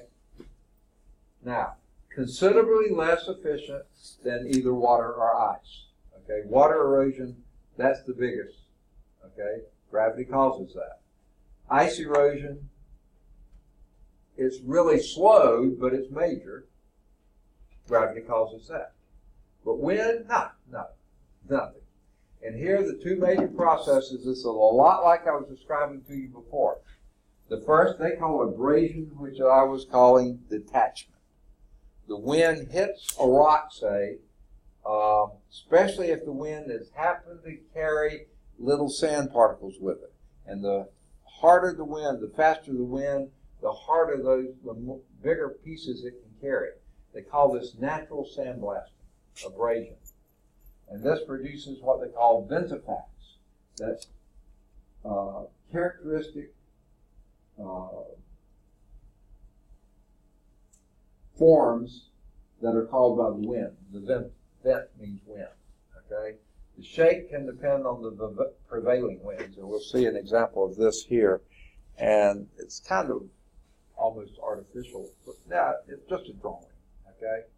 If that wind is just predominantly coming, and here in the mid-latitudes, it's predominantly coming from the west, predominantly coming from the west, predominantly coming. Well, what was originally a rock here, okay, fairly symmetric rock, well, the wind just kept hitting it with sandblasting, with sand particles and other things, and over a long period of time, you actually break that rock down, and you get a sloping rock like that. Okay, now if, and this doesn't happen often, the wind were to change its prevailing thing, then you could start eating away at that side too. Most of the time it stays on one side. Okay? That's the abrasion. Okay? The deflation is then when the wind picks it up and carries it off. That's what I was calling transport. Detachment and transport. Deflation, the loose material picked up and carried away. Well, guess what? That loose material then hits the next rock and it sandblasts it. Okay? So you just have an ongoing process going on. Now, in some areas of the country, especially in the Great Plains type area, where you don't have as much water erosion, you do have a lot of wind, you can form these wind-blown deposits. Now, one of these is called the dunes. Now, I haven't quite figured out whether these are dunes or not. They sure look like them. But in western Nebraska, they have an area of Nebraska called the sand hills. And literally, I've been out there. I had a friend in grad school that took me out to visit her family farm and ranch out there. And it was, most of Nebraska is flat, pretty flat. There are some hills and stuff like this in some places. But you got out there and the hills went way up and down. I mean, you could have a herd of cattle down in between two of the hills and never see them, It was just pretty incredible. In fact, we went looking for some of their cattle. Good-looking cattle, by the way, but you had to do a lot of searching around those really steep things. They called them the sand hills of Nebraska. I think they were dunes. Low mounds, these were tall mounds, or ridges of sand or other settlements. Think of your sand dunes down on the beach, only put them in the middle of the continent. Now, that soil that has been deposited by wind has given a name of loess. Now, it looks like it's loess or something like that. It's pronounced loess. The fine dust deposited over a large area from wind-blown deposits. Okay? When the wind. Now, we did something really stupid. We've done many things really stupid when we were forming this country. Okay? Of course, we settled, the early settlers were on the East Coast. We came from Europe, came across here and settled on the East Coast. Virginia, Massachusetts, Georgia, South Carolina, all up and down the East Coast. And for a while, that's where most people were congregated. Okay? Now, a few others came up the Gulf and were congregating there. But over time, we got bigger and more crowded and started pushing further and further west. Well, they got to the Mississippi River, looked across. Now, a lot of these were Indian lands. And we kept pushing the Indians further and further away from their natural place. And, boy, Midwest had some, like I said, tremendously fertile farmland. Oh, man, we can make a killing here growing crops. So the grasses that had grown on the prairies, that's what it was called, the prairie grasses, they have really deep roots, okay? Because generally the prairies are sort of starved for water. So those grasses go way down deep with the root system. Well, they were trying to farm that land and the topsoil went down, so they just would take out chunks of that prairie grass. They called it sod, okay? Chunks of it, I mean, feet thick or multiple inches thick. Well, what they did with it, they didn't have many trees growing on it, so they wanted to build houses. They took chunks of sod and made the walls of the houses. They called them the old soddies. And actually, my friend's mother lived in an old soddy, okay? See, he just made it in for the first part. So here's Corey. All right. Now, dug out chunks of this. I mean, those roots held that soil in place really good. They were like bricks, literally like bricks. Piled them up on top of each other, built their houses. The walls were, that thick. That was good insulation in those harsh winters they had. It sounds pretty good, right? And then they started planting row crops. Corn, I don't know if they had soybeans yet, but, they were just planting all these row crops, okay? Cultivating that once was grassland, tremendous grassland. Of course, the buffalo just ate that grass like crazy. Herds, huge herds of buffalo. Well, we started just killing them for sport. We put in rail lines that broke across their things, so they started dying off. We infected them with diseases. We broke up the soil, built our houses with the sod, all this kind of stuff. Well, guess what? About the time we were doing all this, they were having better than average rainfall. Of course, we didn't know that. We thought that's why it rained all the time there. We just got there, right? But after a while, the rains went back to normal. And all this land that they had taken away the sod and planted row crops, all this exposed soil, the winds come whipping over the plains. Okay, that was in Oklahoma. Okay, that was musical. The wind, the prevailing westerly, just blew across there. No more grass holding that soil in place. And it was dried out, maybe even drier than normal. And it picked up the soil and blew it. And they had remember what that was called? The dust bowl. I mean, you couldn't even see sometimes. All the clouds of dust were so bad. They still have these out in the desert in Saudi Arabia and places like that. They have these dust storms that are just awful. Talk with any of the troops that have come back. No one has anything nice to say about dust storms. Well, this was in places you didn't need that happening. So here from Oklahoma, Nebraska,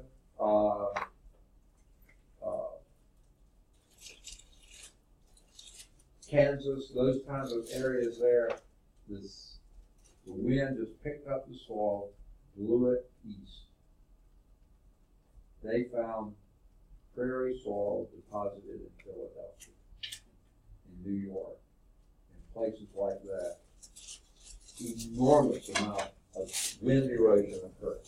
Not to compare with water erosion, but still an awful lot.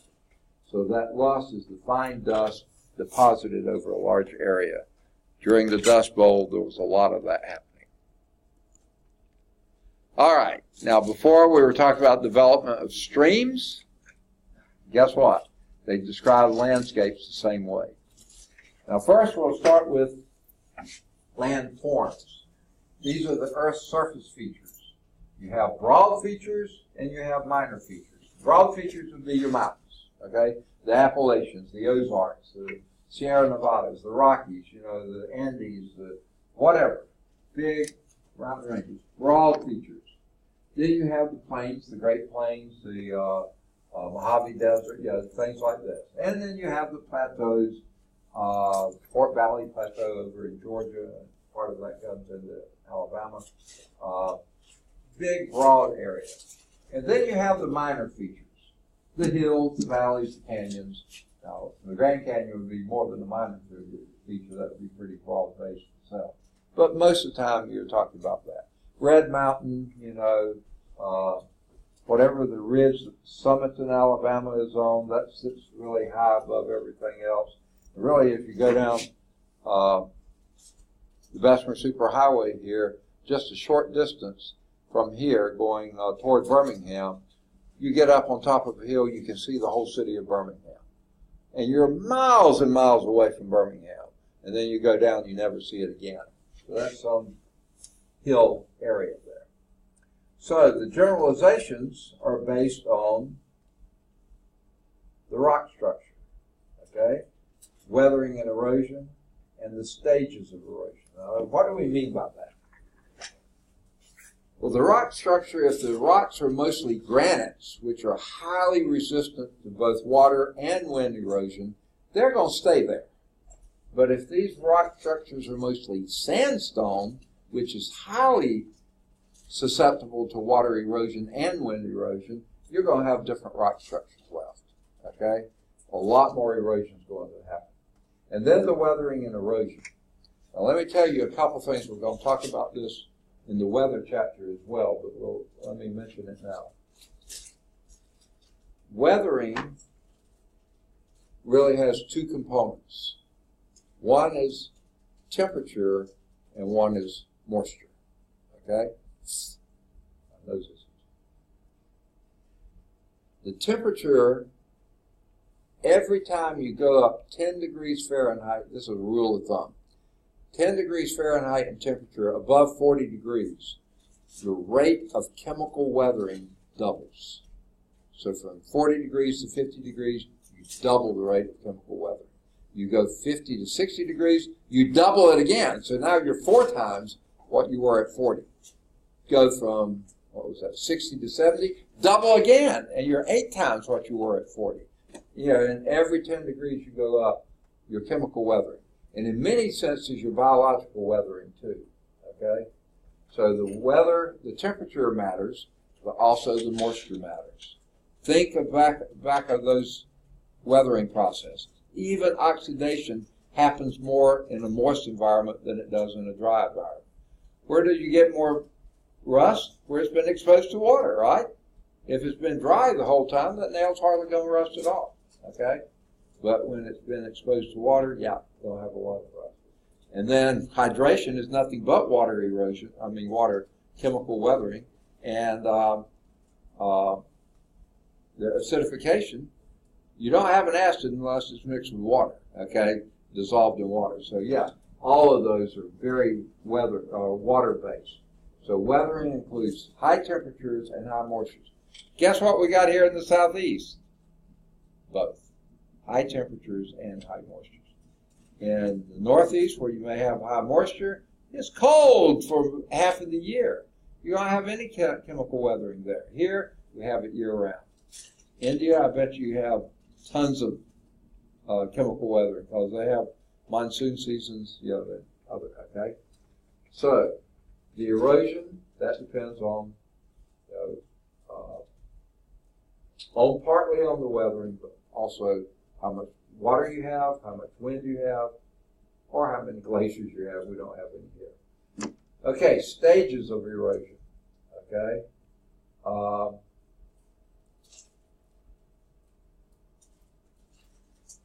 Early in a landform, you're probably going to have easily eroded material, okay? Then after a while, you've hit most of that. It's like the low-hanging fruit. You've got most of the easy stuff. Now it's going to get a little harder for erosion. Or you may hit an area where you have less resistant material, and then your erosion may pick up. There was a valley in Georgia that someone did something really dumb to, diverted some water into, and it just washed out the whole valley. And they formed what they called the Little Grand Canyon of Georgia. And it was all because man did something really dumb. I'm thinking if he rearranged something, it would be better. They did this in the Nile River. They were really concerned that all the flooding they had downstream in the Nile would wipe out people's farms and stuff like this. Bad, so let's dig a channel and straighten it out and make it so you can control the flooding. Well, it sure did that. But guess what it also did? They didn't realize the flooding was brought new rich topsoil down, and after a while the soils were just really pathetic and not getting any new because they didn't have any new flooding, okay? So they couldn't grow nearly as good a crops as they could back when it flooded every now and then because the flooding was producing that. And then, too, you got a lot of erosion because when the river went like this, it ran rather slowly. When it went like this, it went really, really fast. So you got a lot of erosion. And they said, duh, we really blew this one. And sometimes that's hard to undo, really hard. Like, how do you undo the dust bowl? You don't. So let's look at each one of those. The rock structure determines the shape of the minor landforms, okay? Okay, that refers to the top type of the rock. The igneous rock is really highly resistant to weathering. The metamorphic rock is also highly resistant to weathering, especially chemical weathering. The sedimentary rock, resistant to all kinds of weather, not resistant, very susceptible to chemical weathering because it dissolves away or eats away at the cementing agents. It's also physical weathering, mechanical weathering, very susceptible to that as well. The attitude of the rock. Well, that rock has a bad attitude. No. The attitude is the effect of disturbance by faulting or folding. So has this been under a lot of pressure, stresses that created some of these strains? How long? Faulting and folding can hasten erosion because that's where the breaks occur. That's where the folding creates the exfoliation and that type of thing. All right. Let's see. She barely made it in for the first part. And by the way, let me see. Have you already? No, you haven't. Okay. So you see me before you go today. Okay. It's about Mr. Anthony. Okay. All right.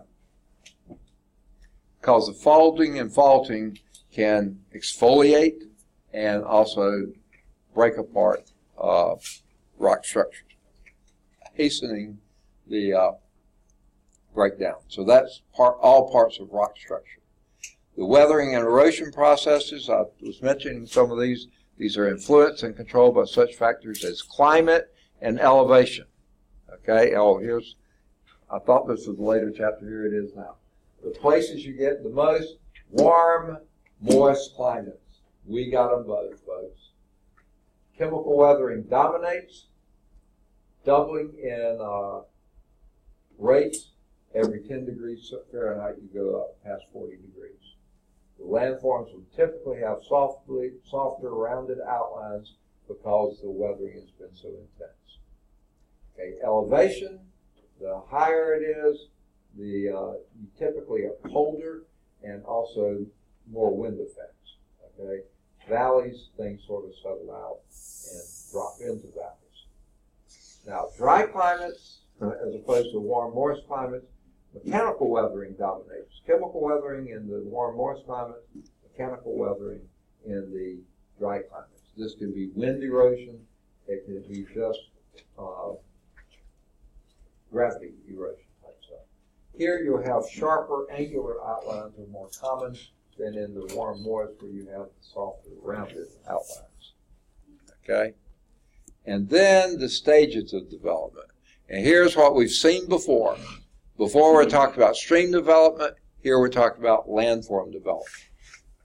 Describe, and you use the same terminology, describes the cumulative effects of the formative processes. In the youthful setting, the weathering and erosions are in the beginning stages. The mountains have steep peaks and narrow, steep valleys, just like we saw in stream development. Same reasons, too. In maturity, the original structure is worn down into more rounded peaks. The slopes are a little less extreme, partly because the stuff from up high has weathered into the valleys, so you've evened out the grade there. Okay? And then in the old age, okay, characterized by nearly flat, rolling plains, though you can have some things like the peneplains, nearly flat surfaces that, that's what you expect to see.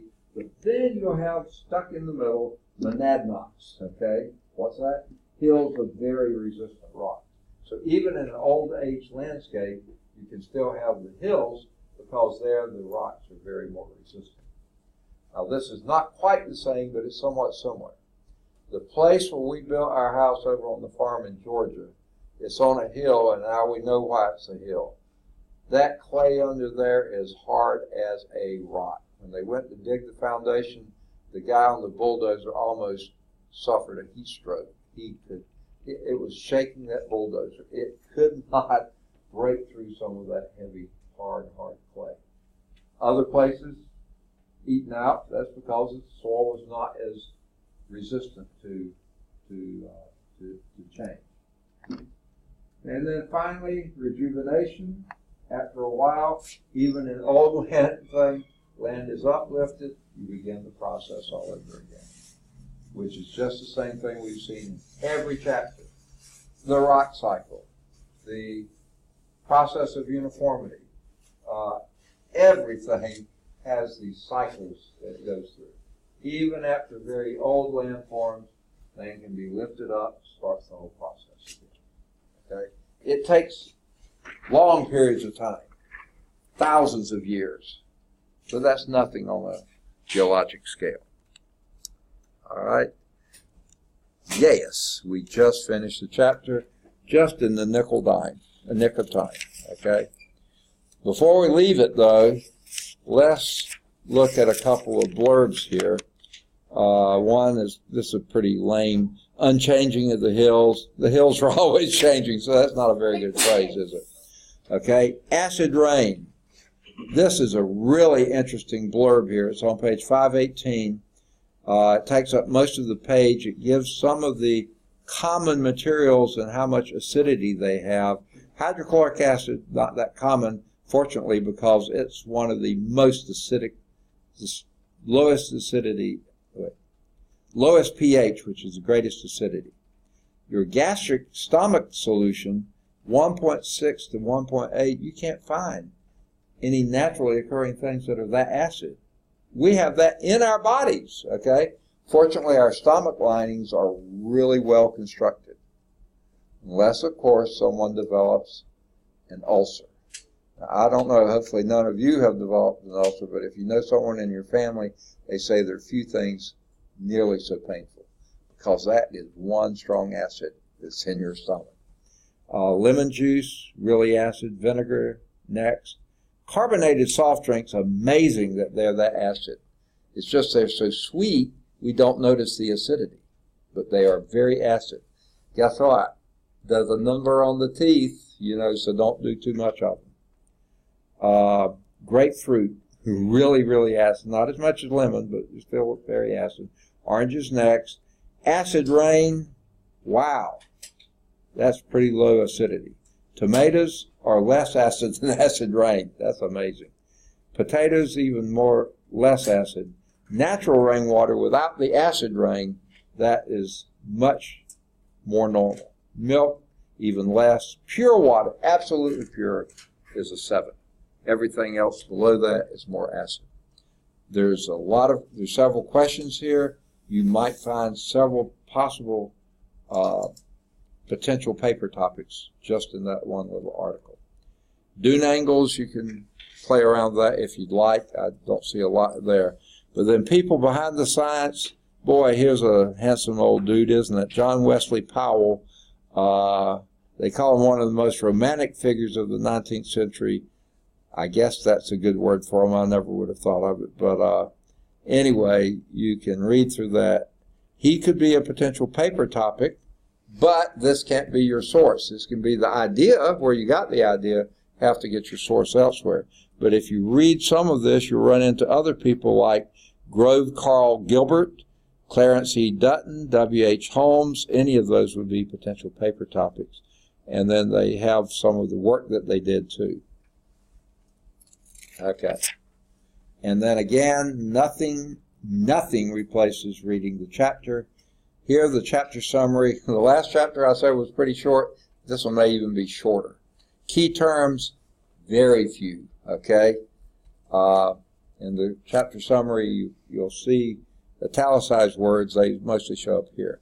Applying the concepts, 45. That's about normal. Maybe 1 or 2 fewer than normal. Best thing to study for the test, I think. And then questions for thought, they have 18, which is more than our previous chapter, but only 3 for further analysis. So lots potential there. All right. That means next time we have 2-hour class, 2-hour lab, and the test on chapter 20. Okay? The lab for 20 doesn't really pertain to 20, but it's the one that goes with it. And then the test will be on chapter 20. Now today you might say, well, aren't we in lab already, those who came in late? Well, I forgot.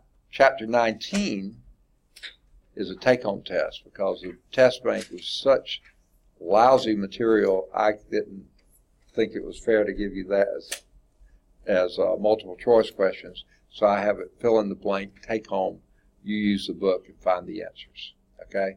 So I'll give you that at the end of the day. Now we're going to do our lab, but we're not going to do geologic time. That's chapter 21. We're not going to do I turned too far. Chapter 22, which is the atmosphere. I wish we had time for that. That's a really interesting chapter. But we're going straight into, well, I didn't go far enough. Straight into chapter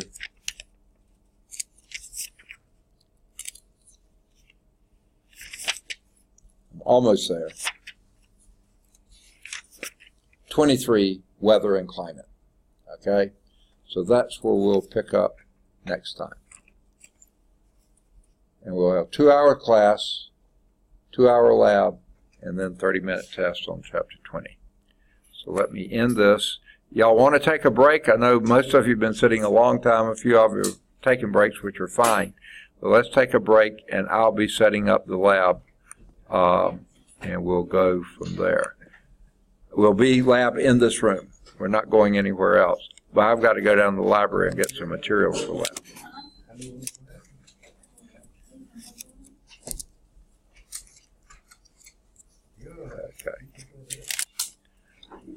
Okay. I'm going to pause the recording. Sorry, I'm going to repeat some of this because I forgot to turn on the recorder. Okay, I passed out the lab. The title of the lab is Latitude and Longitude. Okay, please read page 339, especially 339. Then also read, no, we're not going to use balls of clay and stuff like this and a protractor. Read and study the pictures here, and you'll get that. Then the results from what you just read, questions 1 and 2 on page 342. Then question 3, I have here in the classroom, and if anyone's coming to make this up, the Alabama Atlas, okay? And this has, on the various pages, and by the way, on the back of the atlas, you'll see the numbers, and if you find where you live on the back, then see the number there. I'm guessing most of you are either in 30 or 31. So you go to pages 30 and 31. Here's 30 here, and there's 31 there. I bet you most of you can find where you live on these 2 pages. There may be some of you live further out than that, maybe further south or somewhere like that, maybe other areas, but I bet you most of you are there. If not, I'll help you find it, if you can't, from the back here, what page to go to. So, and this also has latitude and longitude. I will help you find it if you can't find it, but they're pretty easy to see. They're over near the margins of the page. Okay? So that is where you answer number 3. Okay, now there's several of you in here, plenty of time to everybody be able to get to the Alabama Atlas. Okay? Then, based on your reading, you can answer number 4, and then at the end, you'll answer 5. Now, you can either use, and that's only 5 points worth, and you got 20 points worth, right? So here's what we're going to do for the next 20 points, okay? You can do it on the back of the page here if you want to, or you can use notebook paper or something else, whatever you got, okay? Back of the page is fine. Here's what you're going to do. You need to pick 10 cities, okay? Now, where are you going to find 10 cities? Well, I have 8 cups up here, okay? Here's a cup labeled Africa, okay? You can pick either 1 or 2 cities from the cup labeled Africa, okay? Cup labeled Alabama, 1 only 1 city from this cup, okay? A cup labeled Asia, you can pick 1 or 2 cities from this cup, okay? A cup labeled Australia, only 1 city. Canada, only 1 city. Europe, 1 or 2 cities only. South America, 1 city. United States, 1 city. Now, for Alabama, use this atlas. So you need it for your hometown plus the 1 city you get from Alabama. For U.S., use this atlas. That's the only thing you'll use this one for. Okay, I'll have you find the latitude and longitude if you need it. Now, as I said, there's 8 cups. You pick 3 cities. Well, 3 of these, Africa, Asia, and Europe, I did 1 or 2. Just 2 of those cups do you get 2 from. Okay? The rest of the other one and all the others you get only 1. So that gives you 10 cities. So what I suggest you do first, or at some point, there's the one that I just had, oh, there it is come here now. Please don't pick all your cities, go back to your seat, write them down, and then bring them back up here. You'll get them in the wrong place, okay? It's happened before, so I know from experience. So pick a city out of Africa, or 2, 1 or 2, and write them down. Put those 2 back in there once you've written them down, okay? Pick 1 from Alabama, write it down. Pick 1 from, now you don't have to do it in this order, but write down 10 cities. 1 from each cup, and the other 2 you get from either 1 from Africa, 1 from Asia, one from your, pick 2 out of the 3 that you get 1 from, and you get those 2, that'll give you your 10 cities. Okay? Then you go to the atlases. All those for all the other part, Canada, Asia, South America, all those, you'll use the world atlases. Okay? And find the city in the world atlas, and then, see, I happen to open China. If your city was Beijing, China, find Beijing, China, and here, find the latitude, longitude. Yeah, latitude, longitude. Okay. Any questions? Okay, yes. So we're just finding the latitude and longitude of the cities? Of those cities. Okay, yeah. That's the last 20 points. 10 cities, latitude, 1 point, longitude, another point. Now, here's a hint. Latitude always has 2 parts to it.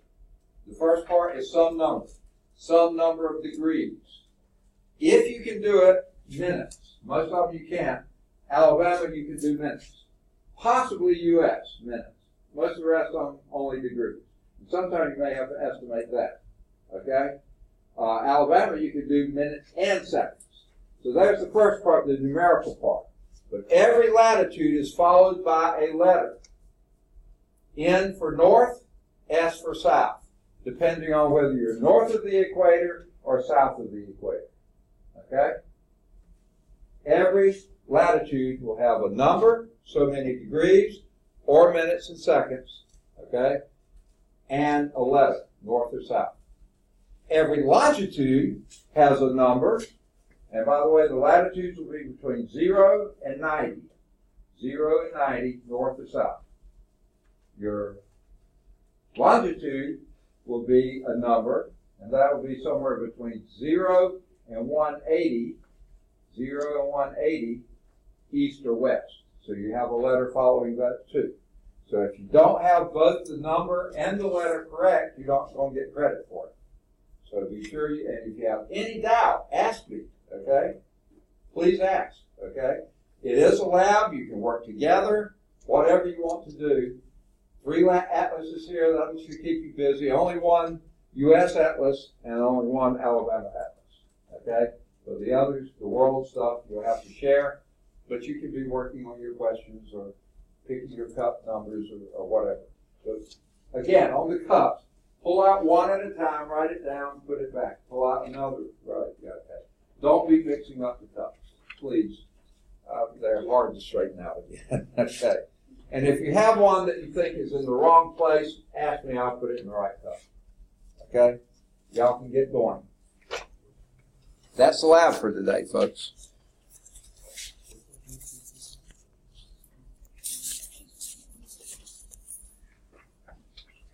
Okay, I'm going to put the recorder on hold. Just a reminder, folks, this is one of my best classes ever, of course. I've only got three research papers in. Don't forget, we're running out of term pretty quickly. Okay? First lab, I'm still missing 1, 2, 3, 4, 5 labs. 1 person withdrew. Some of these people aren't coming anymore, so they may not be here.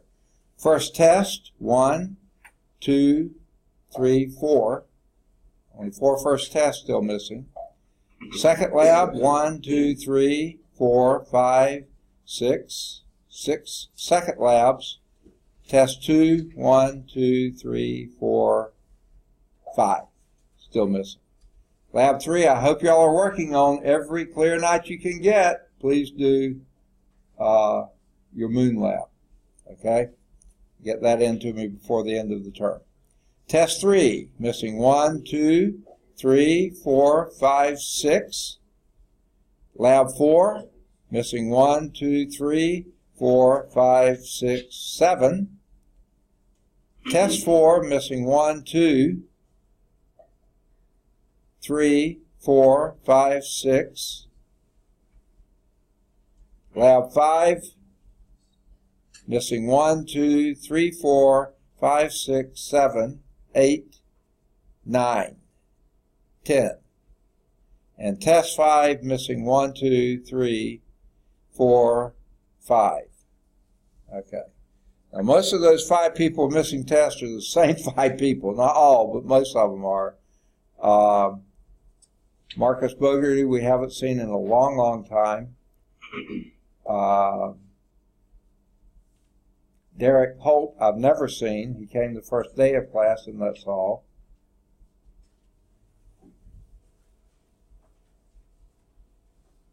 Most of the rest of the people have been here on and off. Okay? So those 2 and the one that withdrew, I wasn't counting him on any of it. Please, folks, some are already way behind. Some are catching up, okay? But others are way behind, so please don't let the term leave you by. So I've been working on my the moon analysis Right. thing. I've done it for 3 nights now. I will not be here this weekend, so I'm not going to be able to work on it this weekend. So when do you want it turned into? Just by the end of term, or? Well, as soon as you see, the moon's only going to be visible probably at the time you're looking at it for another week or so. That's Right. probably all. So once it's no longer visible, that's when you turn it in. Okay. Yeah.